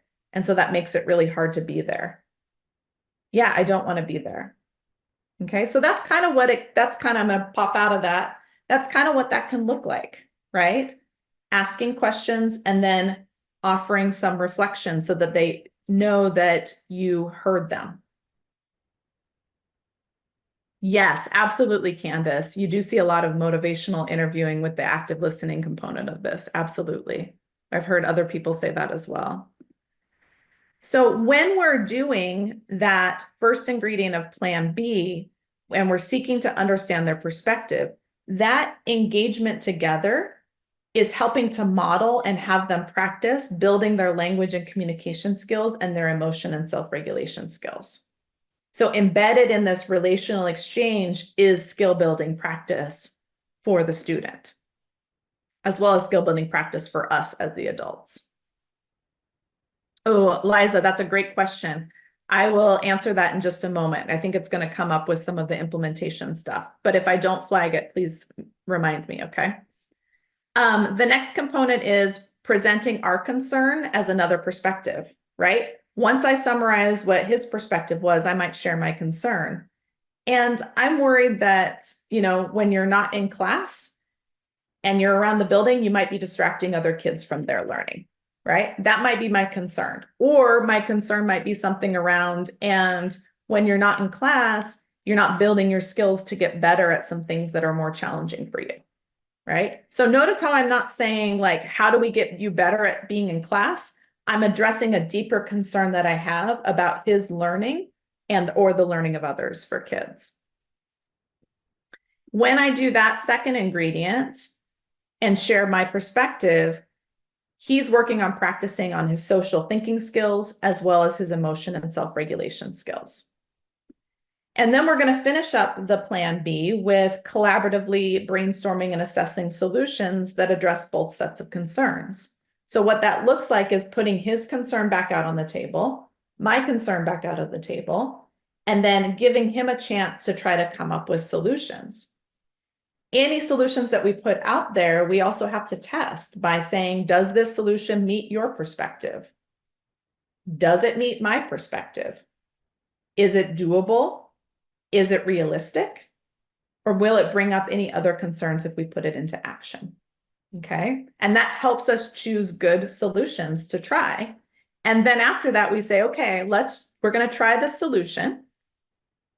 Now let's, in a week, let's check in and see how the solution is working. If it's working, great, let's continue on with it. If it's not, we maybe need to adjust or change the solution to address things a little bit better for us. When we do that third ingredient of collaborating on solutions, we're helping them to practice and strengthen their attention and working memory skills, as well as their cognitive flexibility. So what you can see in the three ingredients of the process is embedded skill teaching, skill practice, skill modeling, which makes it a really great way, a really effective way for those skills to become integrated and generalizable into all different settings that the kid engages with others around. So Liza, I'm going to answer your question right now. So this is a fantastic model. I'm curious about recommendations model for implementing this at scale with a full class of kids, all having their own dysregulation and conflicts with each other, often simultaneously, and only one or two teachers. Yeah, great question. So this approach can be used individually, right? To meet the needs of like one kid that we work on and someone's working with them like one-on-one or a few people with them. And it can also be implemented in a large group. So we call that group plan B. And what it looks like is doing that assessment process similarly, where we identify kind of for the group, what skills do we think this group needs to work on? And what are the common situations in the classroom or with this group of kids that seem to be challenging? And then we engage them in either a small group or a whole group problem solving. That will work on building all of their skills. And some kids might need that in the group format. And then in addition to that, perhaps individual problem solving too. Right? Just depending on what the needs are. So it can be implemented in that group setting as well as an individual level. Okay, good. I'm glad that was helpful for you. That's a great, great question. So as we think about that skill building happening, and I touched on this right when we first started talking about this, we know that when we do that first ingredient of Plan B, we're really focused on helping them regulate. Then when they kind of get into that regulated state, they're better able to hear another person's perspective which then means that they can then do more like kind of high level cognitive work at being able to collaborate on solutions together. So the beauty about this is it honors the way the brain processes information. If you might have seen this triangle before, this is from Dr. Bruce Perry's work that he's integrated with us in our work at Think Kids. And so it's a really powerful intervention in that way because we're helping them regulate before trying to come up with solutions. So we're building their ability to regulate eventually on their own, first with someone else, and then eventually on their own. Along those lines of regulating, we can also see that collaborative problem solving can be applied kind of in different situations, meaning we can do it in emergency situations when the behavior is happening to help de-escalate those situations. We can bring it up spontaneously, like if I notice a kid is having a hard time, like, or I'm going to anticipate that they're going to have a hard time, like starting on a task. I can say, hey, I've noticed that it's kind of tough to get started on this task. Can you tell me what's going on? And that can sometimes prevent challenging episodes from coming up. And then I can do it in a proactive format where we're both calm and we're solving these problems durably together. So it can really be applied in all of these different situations. And then the intervention outcomes that we see is that this helps students be better able to meet expectations, helps to reduce challenging behavior, helps solve these chronic problems from keeping to happen and keep coming up, helps build skills, helps create or restore helping relationships, and also strengthens the youth's ability to tolerate stress. So all very important outcomes that we want to see for our kids. I'm going to talk briefly, because we're getting kind of close to the end of our time, I'm going to talk briefly about CPS implementation and kind of integration in systems, and then we'll finish for today. So we know that we can get stuck in a chronic cycle of stress and trauma with the use of punitive discipline practices. We know that chronic stress and trauma can lead to skill deficits, which can lead to challenging behaviors, which can then lead to more punitive discipline, and more punitive discipline leads to chronic stress and trauma. So we can get stuck in this cycle, right? Almost so much that kids kind of get traumatized by just even being in schools. And what we want to do is we want to break this cycle with collaborative problem solving by creating a relational discipline practice, which leads to less stress, which then helps them build skills, which then helps reduce challenging behavior, and then keeps us in this relational discipline cycle. So this is what we're really trying to do with collaborative problem solving. Collaborative problem solving also makes trauma-informed care or practice actionable, because we're actively avoiding the use of power and control to try to get kids to behave a certain way. We're reducing that power differential that adults have more power than kids by getting us on the same page to collaborate and work together. We're not like making them do that on their own, right? We're there supporting them and providing that structure to support them through that learning in a safe, relational way. Collaborative problem solving also really integrates well into a multi-tiered system of support. We use that foundational philosophy of kids do well if they can to ground any supports that we provide for our children, depending on what their needs are. It ensures that we're focused on skill-based, relational-based practices to help them develop those skills and meet their needs, regardless of if they have, more need for instruction in those areas and more practice in those areas versus if they have less of it. So we integrate it at kind of a whole school, whole classroom level, and then we use CPS, collaborative problem solving, to support kids who have more intensive needs.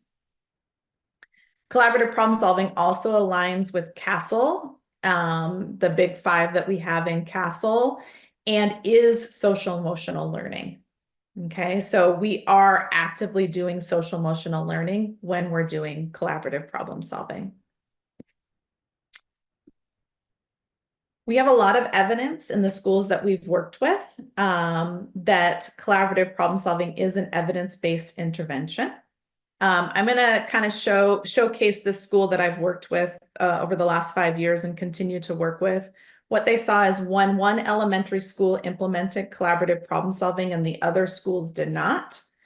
You can see that in that section that the percent change in sending students out of class for discipline, it decreased by 63%. And in the other schools, it increased by 143% in the schools that were not trained. We also saw in that school ending up being above the state average in ratings of emotional safety in that school environment after implementing collaborative problem solving. And I can't remember how many years after they implemented they did these ratings. I think it was only a number of like 1 to 2 years. We also see other outcomes like decreases in major office referrals, decreases in restraints, and big decreases in seclusionary timeouts being utilized. We also see that teachers report reduced stress when using and learning about collaborative problem solving. We see reductions in oppositional described behaviors and increases in student attendance in places that we've done this work. We've worked in a number of Massachusetts public schools. I have the pleasure of working with Lawrence.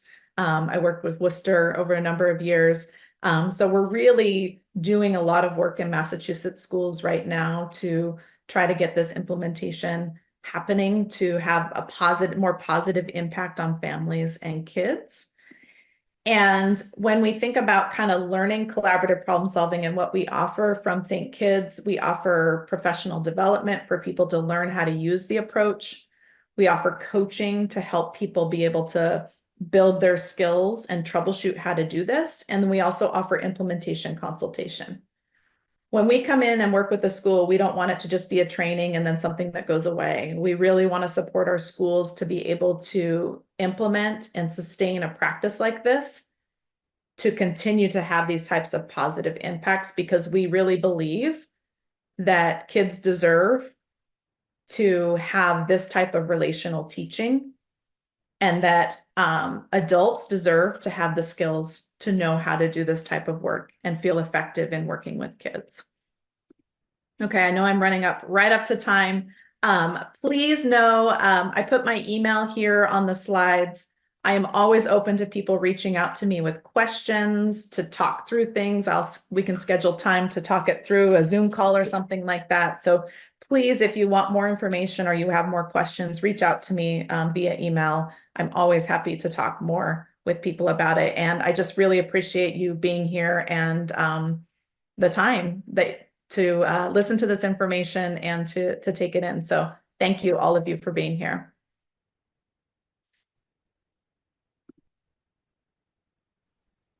Hallie, thank you so much. It was such a robust blend of both like theory and very practical information. And so I just really appreciated it. Thank you, Rick. Sure others did too.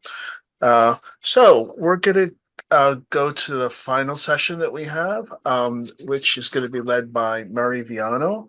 Meri is the Associate Director of Parent Professional Advocacy League, PPAL, which is a statewide family-run grassroots nonprofit organization based here in Boston. PPAL is the state organization of the National Federation of Families with Children for Children's Mental Health.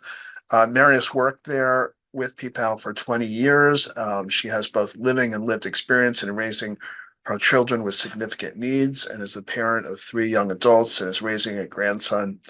As an advocate, she's worked to end child abuse, systemic adverse trauma, and unnecessary pain to children, youth, and families.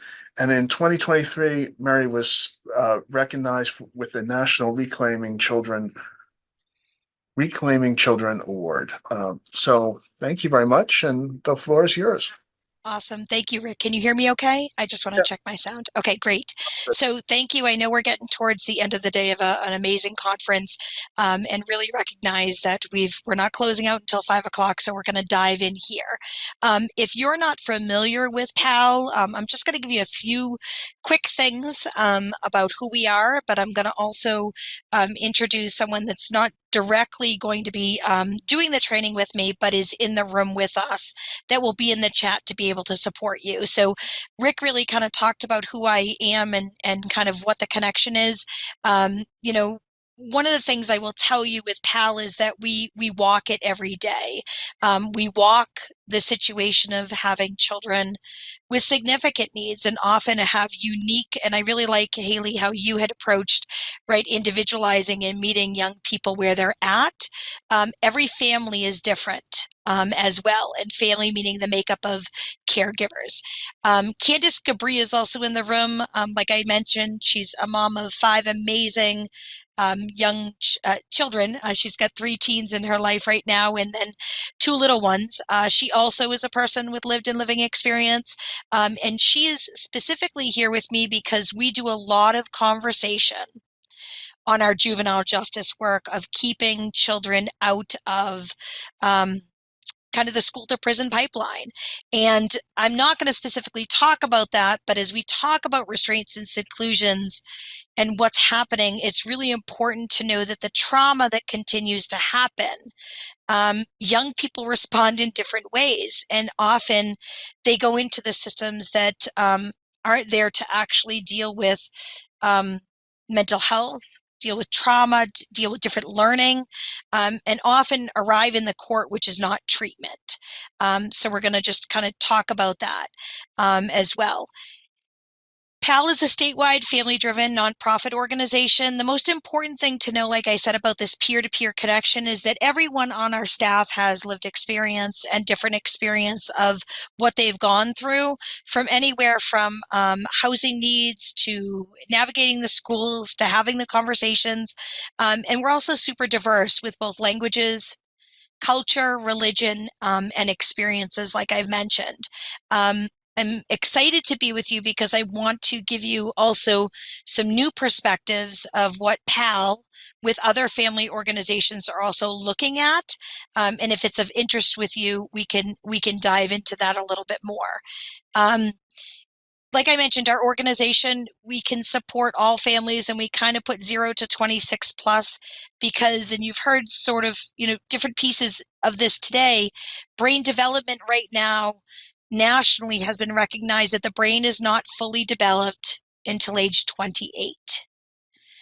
It's really important for us to think about how we ask young people and even our young adults how to show up and what we offer them.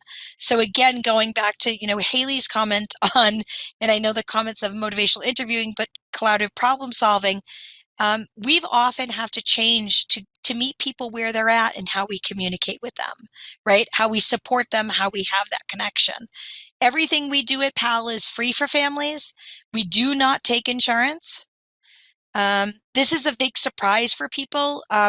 We do not care, nor do we ask about immigration status. There is no wait list at PAL. And I'm going to say that again, there is no wait list. We respond in 24 to 48 hours. In today's world of mental health and needs and access for families, the wait lists are huge. PAL can offer immediate parent-to-parent support with no wait list and make a connection. And referrals, all of you on the line, the Zoom with us today, can refer families. It's a very quick referral process on our website. Candice will add some links in and you'll get some resources.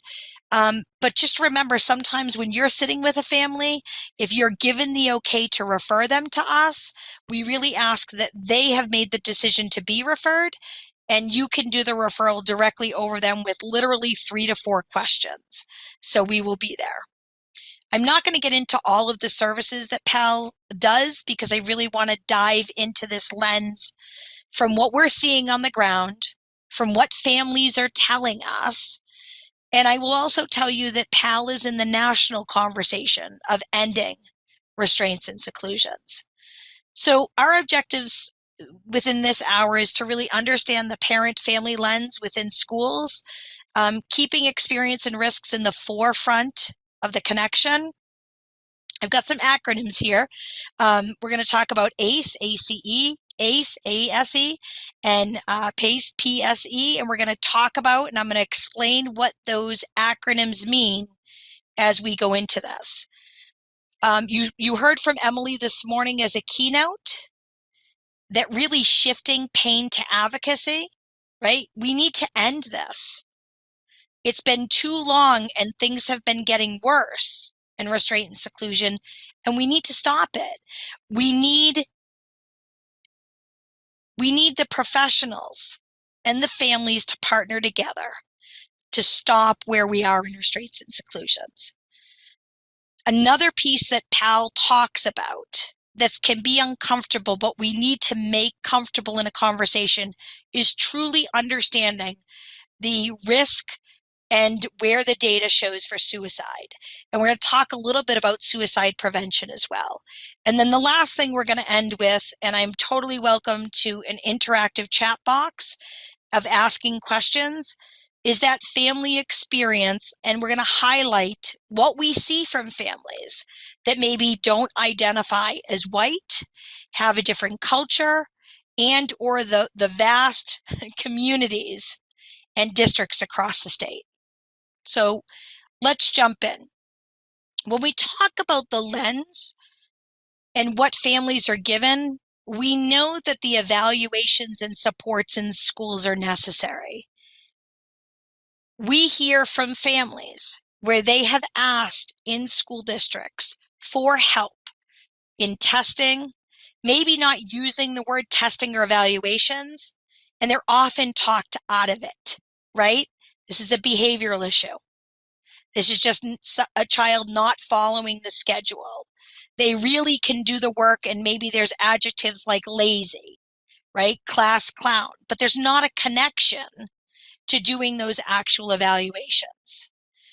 We also know in our work that we do at PAL, and I think it's really important for us all to change this, that there are different families with different skill sets.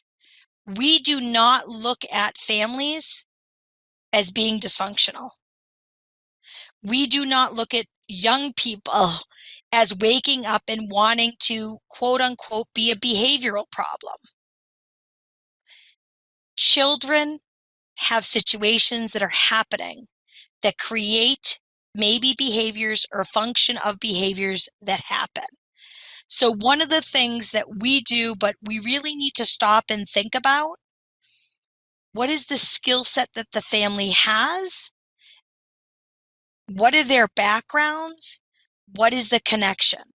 One of the biggest pieces that we do at PAL is explain to ask for evaluations in writing to the schools. And in this small Zoom group, that I'm in, I see advocates in the room that are modeling this every day for families.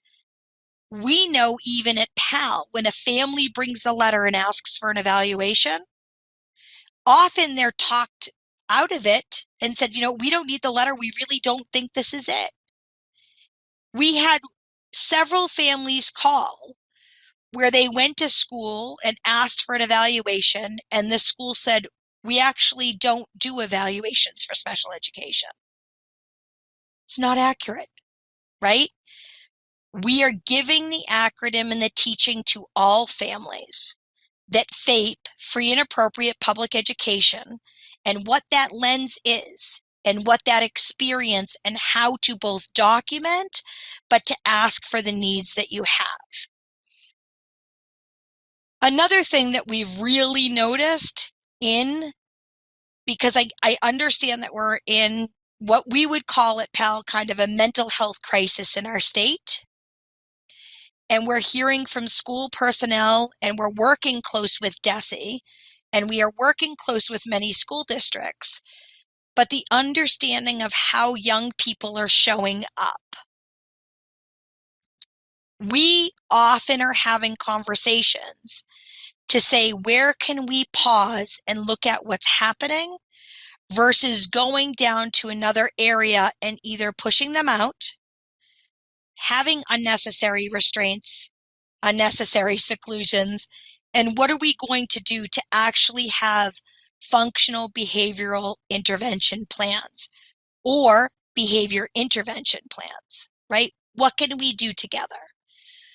Part of what we are noticing in the landscape right now, and I hope this is helpful, and maybe this is something you're going through on a regular basis with families that you support.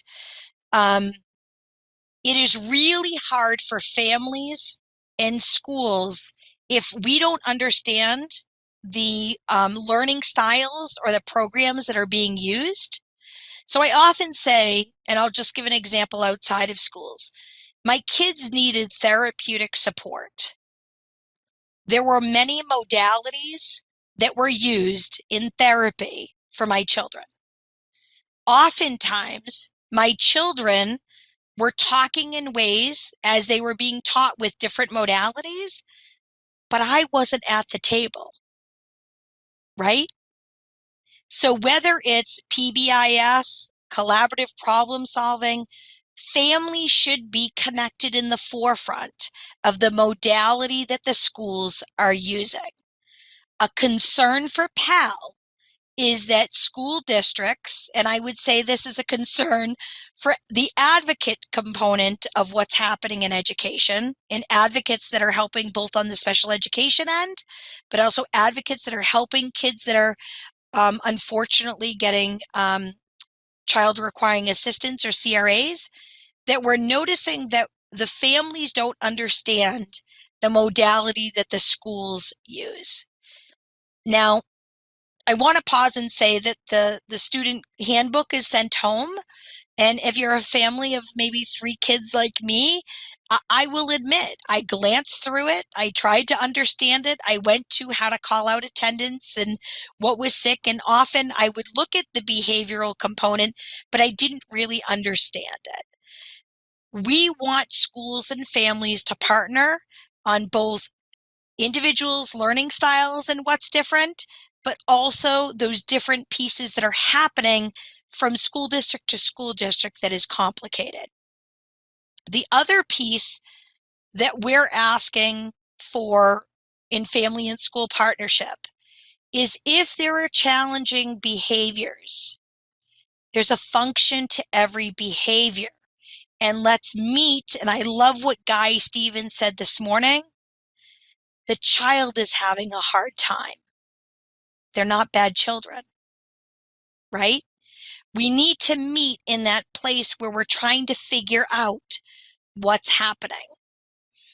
The other piece that would not, it's not a surprise to throw in for PAL because we really focus on mental health. The other area that we are really noticing that there needs to be partnership with family and schools, and this is hard because not every school has the level of maybe social, emotional, social workers in the school, but there really needs to be an understanding and a language that offers an education and an opportunity for the family to understand what is going on. I am not at all asking for schools to diagnose mental health trauma or diagnose, but there are times when things are reflected in reports and families are not understanding what is being talked about. And I would say, like anything, when you're in your element of the work that you do, it's important to break down both the acronyms, but break down the communication style. So let's jump into the families and the schools. So we know in mental health that 50% of lifetime cases of mental illness begin at the age of 14 and 75 by the age 24. We also know, and I'm just going to kind of go to the bottom for a minute, 70% of youth that are pushed to the courts have a mental illness or a mental health need. We also know in data that has recently been shared is that if there is a learning disability connected to literacy, the risk is higher to get to the juvenile justice system. Though I didn't put the data point here, some of the pieces that PAL is doing with the Department of Youth Services, DYS, is in the model of the Juvenile Detention Alternative Initiative, or acronym, Candace could throw it in there, JDAI, is that we are not only seeing that there's a literacy point that's a challenge. So JDAI, there's a literacy point that's a challenge. We often, and we're seeing in the data, the literacy point that's coming up is often not caught in Black and brown boys more often. So knowing that that learning risk that is there is going to be a key piece that's also something that we need to watch.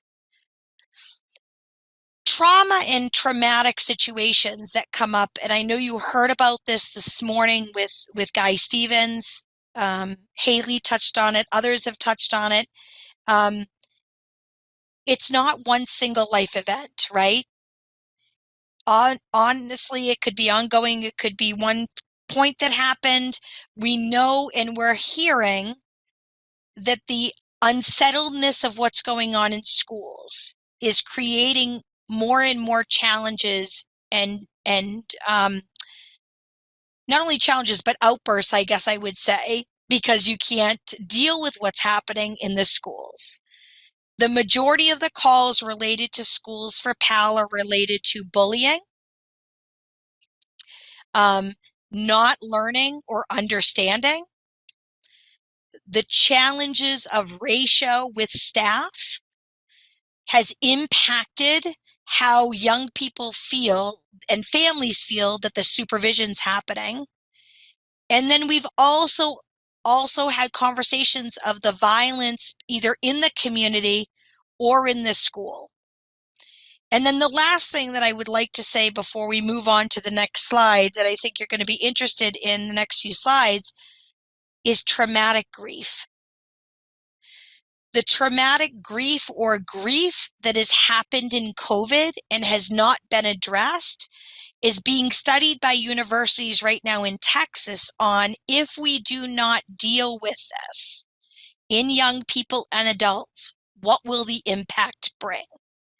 So really thinking about if we want to work with children and families, how are we addressing the schools if they don't feel safe? That's everyone's issue. We have to work together where safety happens, and then there can be trust.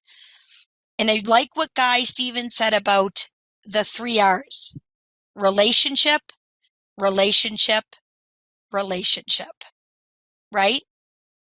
We have to be able to trust to be able to get to the next level. Families often, and this isn't directed in the schools, but often when you're in the community getting support and you need mental health support, adverse childhood experience scores are looked at. They're the toxic stressors, right? We know as families in a family organization, it's important to look at, right? That the child or the adolescent, do they have a high ACE score, and is there a piece that we need to really look at? We know that youth of color have in extreme poverty. There's a scaling for that. We also know that white youth that often have poverty or maltreatment might be the outliers, and it may not be actually found in a different way. We know that if a family has an onset of mental health disorders or substance use disorder, that can be a score that goes up. We are seeing self-harm as being a challenge, and that's in this score. They're less likely that we know to respond to special education or behavioral health. I would argue from a family organization that we think it's not the right behavioral support or school support, and that's why the ACE score is high. We also know that there is juvenile justice connections, and there's also levels of challenges with behaviors that often can't be stopped and increase. ACE is a framework often that's used in family situations, and families don't realize that there's a scoring piece that's happening with that young person or their family.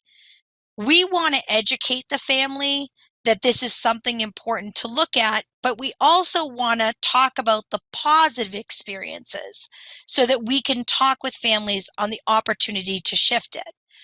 One area, though, that PAL believes that we should look at, and we have family organizations, and this is a very, very new concept, so I want you to brace yourself, but give me the trust to walk you through this, is something known as ACE, but it's the adverse systemic experience.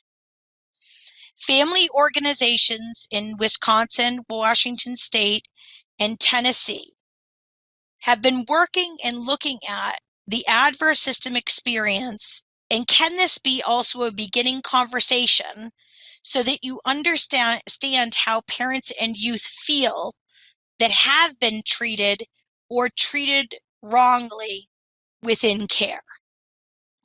So the conversation can be a little uncomfortable for professionals, but I want you to just stop and pause and be curious for a minute. When there are families that are dealing with different things and they themselves have been humiliated, maybe they've been bullied or left out of supporting a loved one, often having 51As filed on them, including being threatened for a 51A, that would be a neglect and abuse charge in the state that I'm in. Are they a family that had a child removed? Are they a family where they didn't feel smart enough to understand how to navigate the maze? Are they a family or a young person that also had multiple case managers, right? Over and over again. What does that experience do to the family or that young person, right? I, as an advanced person teaching you today that have raised 3 young adults and have an amazing family and a grandchild that I'm now raising, I have had 11 51As filed on me, none of which were supported. In getting custody of my grandchild from the hospital to now being 4.5, he had over 10 case managers until we got to a place of where we are today. He's 4.5, right? I am the parent. Candace is often the parent when you pull up to school and your child maybe had a tough day at school. Different people are treating you differently when you walk into the school, whether there were parents, there are professionals. So how does that play into what is going on? I want to pause here too to recognize when my son had a challenge in a public school and he was restrained on a staircase and it was not safe and people in the school saw it, the challenge then became a complete systemic experience. He had a story, I had a story and experience, the professionals had a story, but everyone that witnessed it had their own story and own reaction. PAL challenges you to start talking about the systemic experience on young people, on children, and on families. And that can be an important piece that we will go through. We also know, like, we want to get positive, right? I'm going to end, it's a little gloomy in the beginning, but we do feel that we've got to bring it to the forefront of the conversations. Positive childhood experience is the healthy development, the long-term effects, often that we want to get to a better place, right? This builds skills to cope with stress in healthy ways, provide a sense of belonging, self-image, self-worth, young people that have, right, this meaningful connection. It also promotes this long-term health and well-being.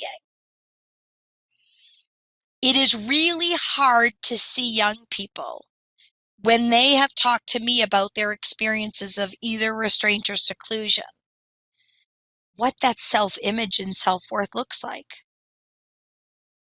right?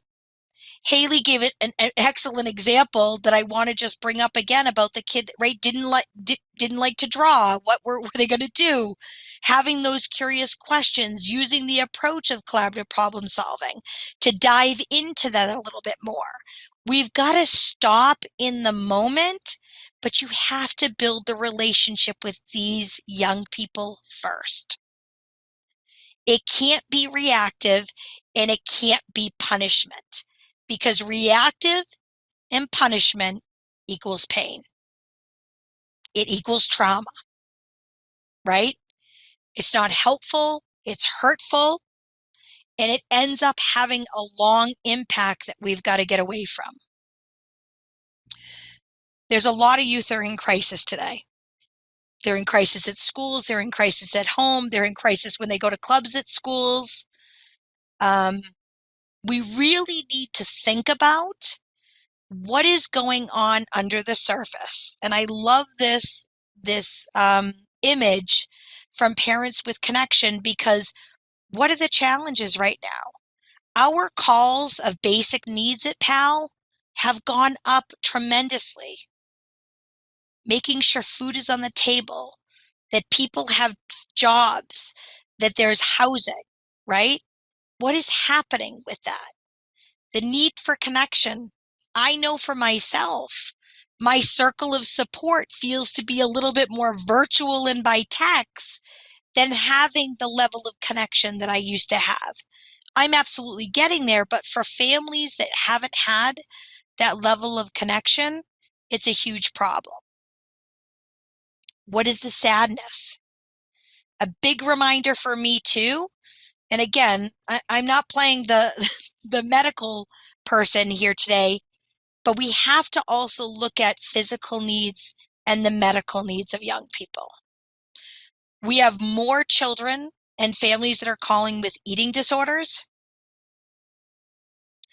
We have more children and family calling with a multitude of medical needs, whether that's digestion, whether it's sleep, whether it's self-injurious, there's thyroid issues, right? There's medical needs that need to be addressed.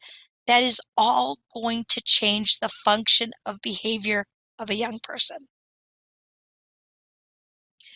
We also know that the substance use is a challenge. How and where the support comes for children that are on the autism spectrum or neurodivergent group, right? Really thinking about how that support looks. Reactive attachment disorder. How does it look, right? What's getting in the way? What do we need to do to support?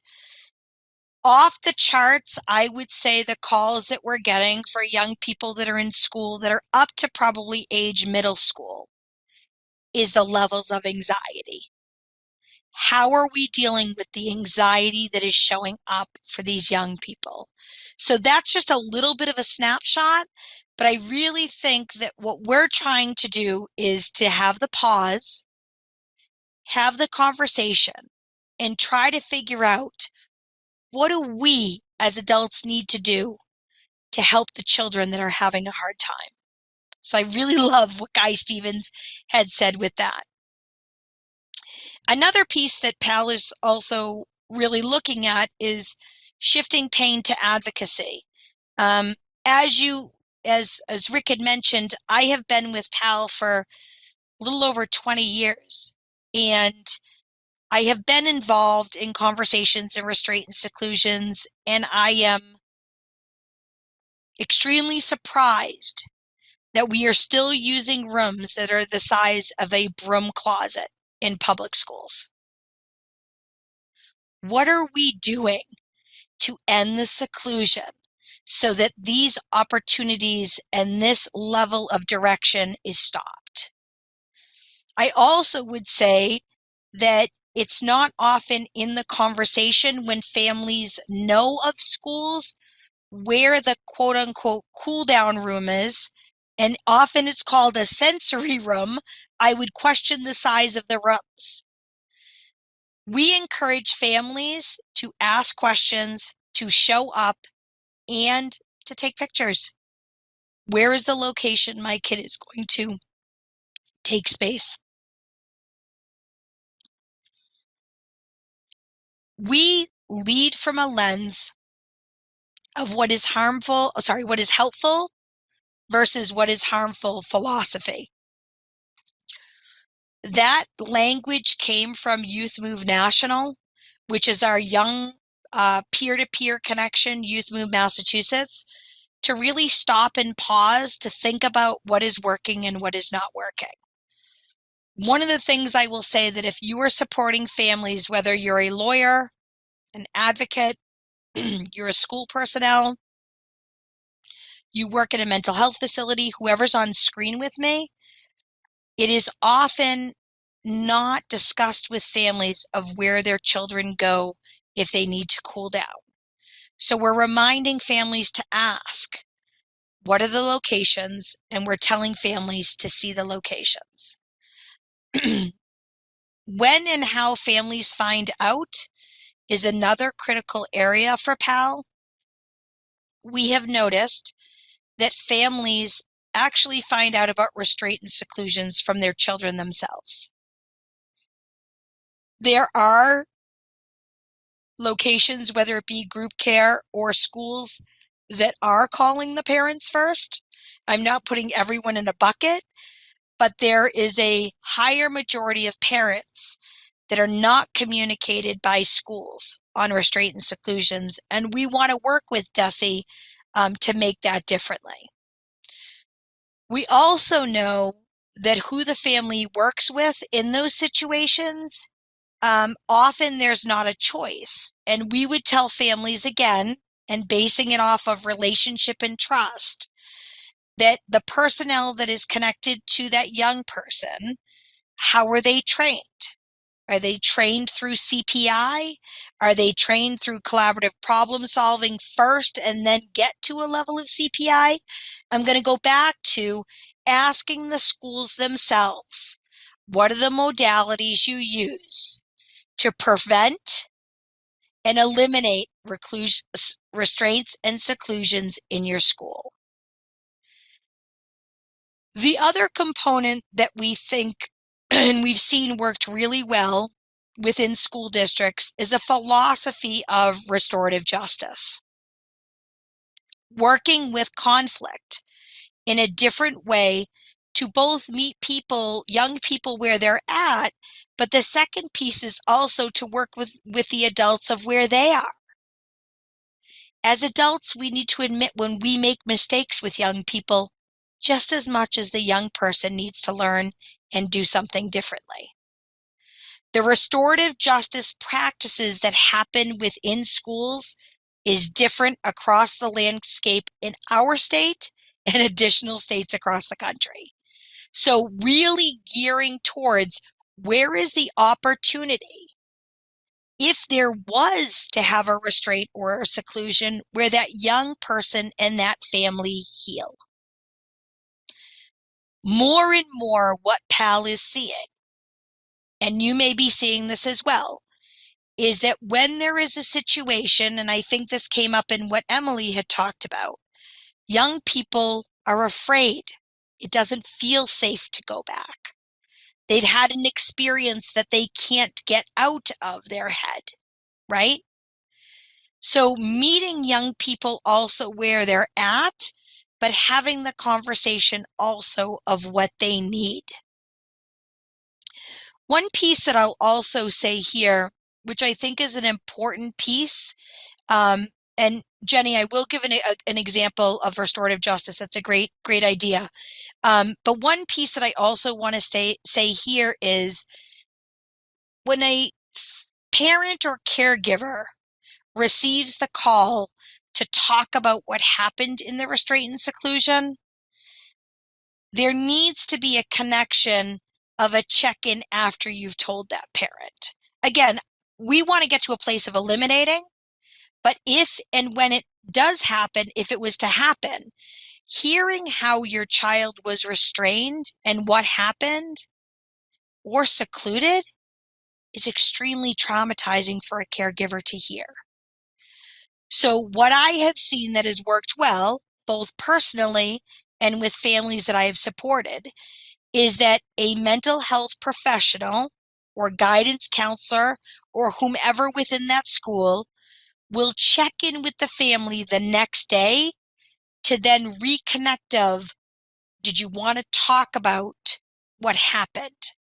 Do you want to hear, do you want to debrief what you heard, right? How did that feel for you? Because it's traumatizing for the family and the parents to hear from the professional of what happened.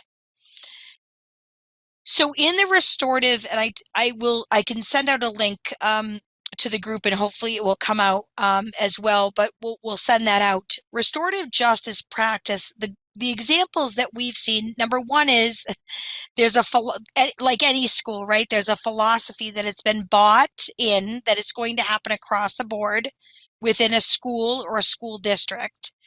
People are well trained in having the conversations. And typically it would involve anyone that was in a situation. It could be for bullying.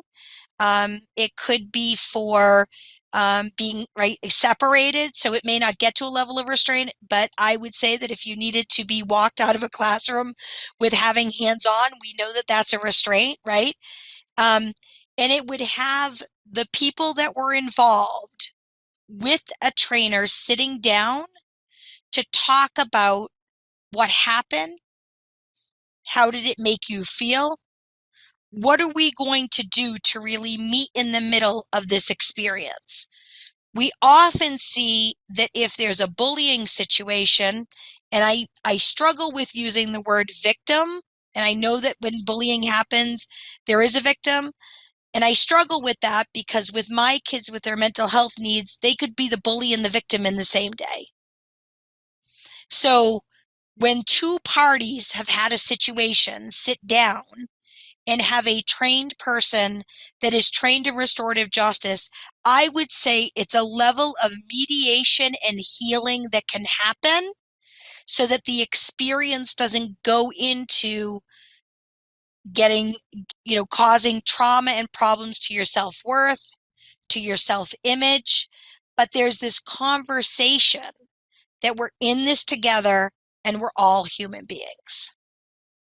The healing component, I think, and Boston, Cambridge, I believe, have also done this in certain areas, not full districts. It has been really interesting to see the healing that can happen. And also, I just want to recognize there has to be a place, too, where adults admit to the mistakes that they've made, right? And that is also part of the process. What I have noticed, Jenny, just kind of shouting out to you, but really anyone on the Zoom, is that this takes really an understanding that it's not a power over, it's a power with model, right? And that shift would be very important for the leadership of the school or the location to be able to buy into, that we are here to work together as a team. And again, it's a power with, not a power over. Some other considerations that PAL would love for you to really think about, and this goes along with some of the things you've probably heard today, is the communication and style needs of young people, right? It's not helpful to use words like that wasn't correct, nor is it normal. We say that normal is just a setting on the dryer, right? Like there is no normal. The human race is different, but really trying to think about the language that is happening so that we can think about how young people get to the table and how they understand. The communication styles and needs is going to be really important for you to know across both diagnoses, but also across how young people really understand and maybe even say back to you, going back to some of the styles that you have heard of what their needs are. What do they need from you in situations that are uncomfortable? The other piece is that decision making really is a skill. We need people to meet young people where they're at. Now, I've got to give kudos that these considerations were made by young people at Youth Move Massachusetts. So they wanted us to use this in talking to schools, first responders, that this is really what they need. We understand also that safety is essential, but we need to also ask young people and families how they define safety, right? What do you need from us in order to feel safe, right? There are often times where young people are asked to get a crisis evaluation done. I don't know why we're getting crisis evaluations done for young people when there's things that are happening, but it's the go-to place that we often hear now is if there's a bump, you need a crisis eval. It's not easy to get a crisis eval in an hour if there's not the significant need for safety. So instead of just naming it as safety, really diving into say what is next. There's also a piece of, and this can be a little bit of a, I'm pushing you through to have really thinking about this, is understanding your part of being an adult, and there's pattern of adults, right?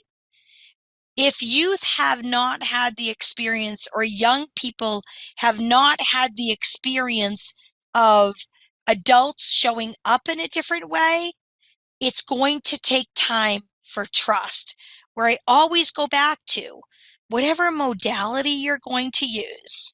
It's important to communicate. But before we even get to the modality, adults need to take a pause and really think about how you're interacting with young people, right? How are you showing up for them? And is there a pattern of everyone being rushed and nobody having any time? And what's happening? That is going to create challenges for any young person or adult that has additional challenges. So really thinking about what is the pattern that you're also showing. As we think of the family experience, one of the pieces I want to, looking at the time as well, we've got about 15 more minutes. It's important to think about in restraints and seclusions what that family culture is, right? What that youth culture is. What does trauma look like, and what are we doing when we have young people that have had different levels within their culture, maybe where they live, their generational, life? What has happened, and what are we creating? The other piece that we really want to recognize is that white privilege does exist. We're not in a place where things are equitable. For a family that is black and brown that asks for an evaluation, they're going to ask for an evaluation the same way a family that's white is that asks for an evaluation, and they're going to be either pushed to the side, denied, or not given it. That's not equitable. White privilege exists everywhere, from the emergency departments, also to schools and different settings. We have to be able to show up for people. If we want it to be equitable, we've got to demand that it's equitable, and we have to address it. We also know that if your native language is not English, that often that plays a piece in how you're communicated to. Do you know that your child had this situation at school or in a different setting? We have many caregivers and parents that have their own disabilities. And maybe one of the things also needs to be is checking your biases and thinking about, are we showing up for all families in the communication need that they have? Whether a family caregiver has an intellectual disability, the parent has a mental health challenge, There's a skill set of as far as what level of reading that they're at. It's important to think about literacy and conversation and people understanding. What I will say is the stigma to parents that have disabilities is extremely hard to deal with in all systems. So I encourage you and kind of ask you to be a change agent when you're communicating with families on what that can be. We also know that there's great people, and I want to say this, there's great people working in agencies in schools. At times, the policies that are being built or have been built is really what's tough, not the people that are in those systems. So PAL takes a real purposeful thinking and strategic approach to trying to get families to connect with other families in all districts. If we truly want restraints and seclusions to be eliminated, we need to get families to come together as groups to have the hard conversations of what's happening in districts. It would be the same situation that I would advocate for if we wanted to deal with hospitals, if we wanted to deal with different levels of systems that are creating what's harmful, not helpful. We really need to pull people together to have group conversations on that and not only one family. One area that we have noticed is that families can have a retaliation on them if it's one family that steps forward. So again, encouraging people to do that. I talked about biases. We're not going to spend a lot on this, but I would just ask in some of what we've just looked at, how do you show up? Where are your biases? And do all of us have biases, right? So what do you do when it does show up? And what can you do to lean in to allies in different systems or the same system that you work in to make that shift? It's really exciting. Again, the morning we've heard, right, the Attorney General's office, the Office of Juvenile Justice, the different pieces that we've had having the conversation. We want to make it better for children and youth. It can't just be talked about. We need action, and we need action sooner versus later because the times are getting challenging. So suicide prevention is very close and both dear to my heart, but also important for PAL, and we want to just highlight a few things for you. As a person that has lost loved ones to suicide, we don't talk enough. And when we're talking about kind of, how we show up for people, the conversations, the trauma that can happen, suicide is not often talked about. It is the second leading cause of death among young people ages 10 to 14. It is also what the CDC says. It is the third leading cause of death among 15 to 24-year-olds.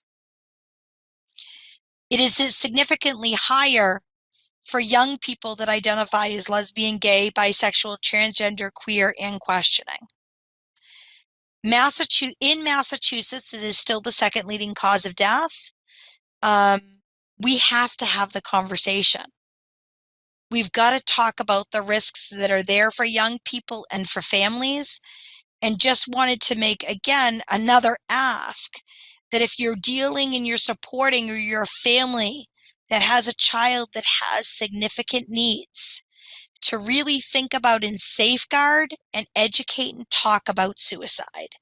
Talking about suicide is no different than talking about safe sex or talking about drugs. We've got to have the conversation. If you do have a young person or you're supporting a family with a young person that identifies as LGBTQ, I would encourage you to give out information regarding the Trevor Project. And that what we know from the Trevor Project and some of the pieces that they've done for studies is that at least every 45 seconds, a young person attempts. It's way too high. We've got to have the conversation. It can also be really hard, and I saw the comment as well, having risk assessments and crisis assessments over and over and over again is its own trauma. Having restraints over and over and over again is traumatic. Seclusion to me, in the way the children that I've supported over the years, including my own, in a multitude of places, seclusion shows one thing: that young person does not matter. Right? We have to stop seclusions. We have to eliminate restraints. We know that partnering and having communications is going to be key with both families and with young people to get that to happen. It also can be really hard, and we know that young people can be quiet about contemplating suicide. And what we would say from this is, as the American Foundation of Suicide Prevention says, and they have a curriculum that goes with it, talking saves lives. Talking saves lives all around. It saves lives in not doing a restraint. It saves lives in not doing seclusion. And it saves lives in suicide prevention. PAL's resources are here. I know that we have to transition to Zoom links, so I tried to make sure that we had enough time to be able to do that. Some of the resources that you will see for us is on our website. You can download anything that you would like. There are family organizations, if you are not from Massachusetts on this Zoom, if you connect to PAL, I will tell you, either Candace and I can help support you as well. There are family organizations all across the United States. So just like the peer-to-peer model that we've shared, that is available across the states so that there can be a connection also for you wherever you are. I'm honored to be here with you. I want to just give back a little time so that you can get back to the next Zoom. But I'm happy maybe in the next minute to answer any question that comes in the chat as well. And then Rick, I'll hand it over to you. Thank you, Meri. Let's just wait, give folks just a Sure. minute, see if there's any comments or questions in the chat. I love what you said, Beth, right? The most vulnerable students. That's exactly it, right? And we're seeing a lot more young people. And this has come directly within our state.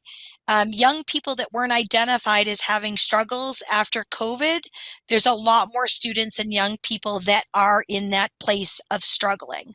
So making sure we meet young people and families where they're at. And also, I would say supporting the schools, right? The training, the professional development, the connection is going to be key for supporting and ending restraints and seclusions. Meri, thank you so much. What I wanted to say is just I'm so appreciative that we were able to carve out some time, at least out of this panel, to really talk about what's happening in the community in a deeper way. That really, what's labeled as a behavioral challenge doesn't just spontaneously occur necessarily, and to really think about how our systems function and fail, and how the root causes and the systems that we create to manage those root causes both reflect and inflict trauma on young people. And I just really appreciate everything that you had to say about that and more. So thank you. Yeah, thank you. All right, so I think we're going to wrap with thanks to all of our presenters, and remind you that the final takeaway session is going to be from 4 to 5. And so to get to that, you go back to the link that you used this morning. Okay. Thank you all. Really appreciate it. And thank you to the ASL interpreters and the captioners.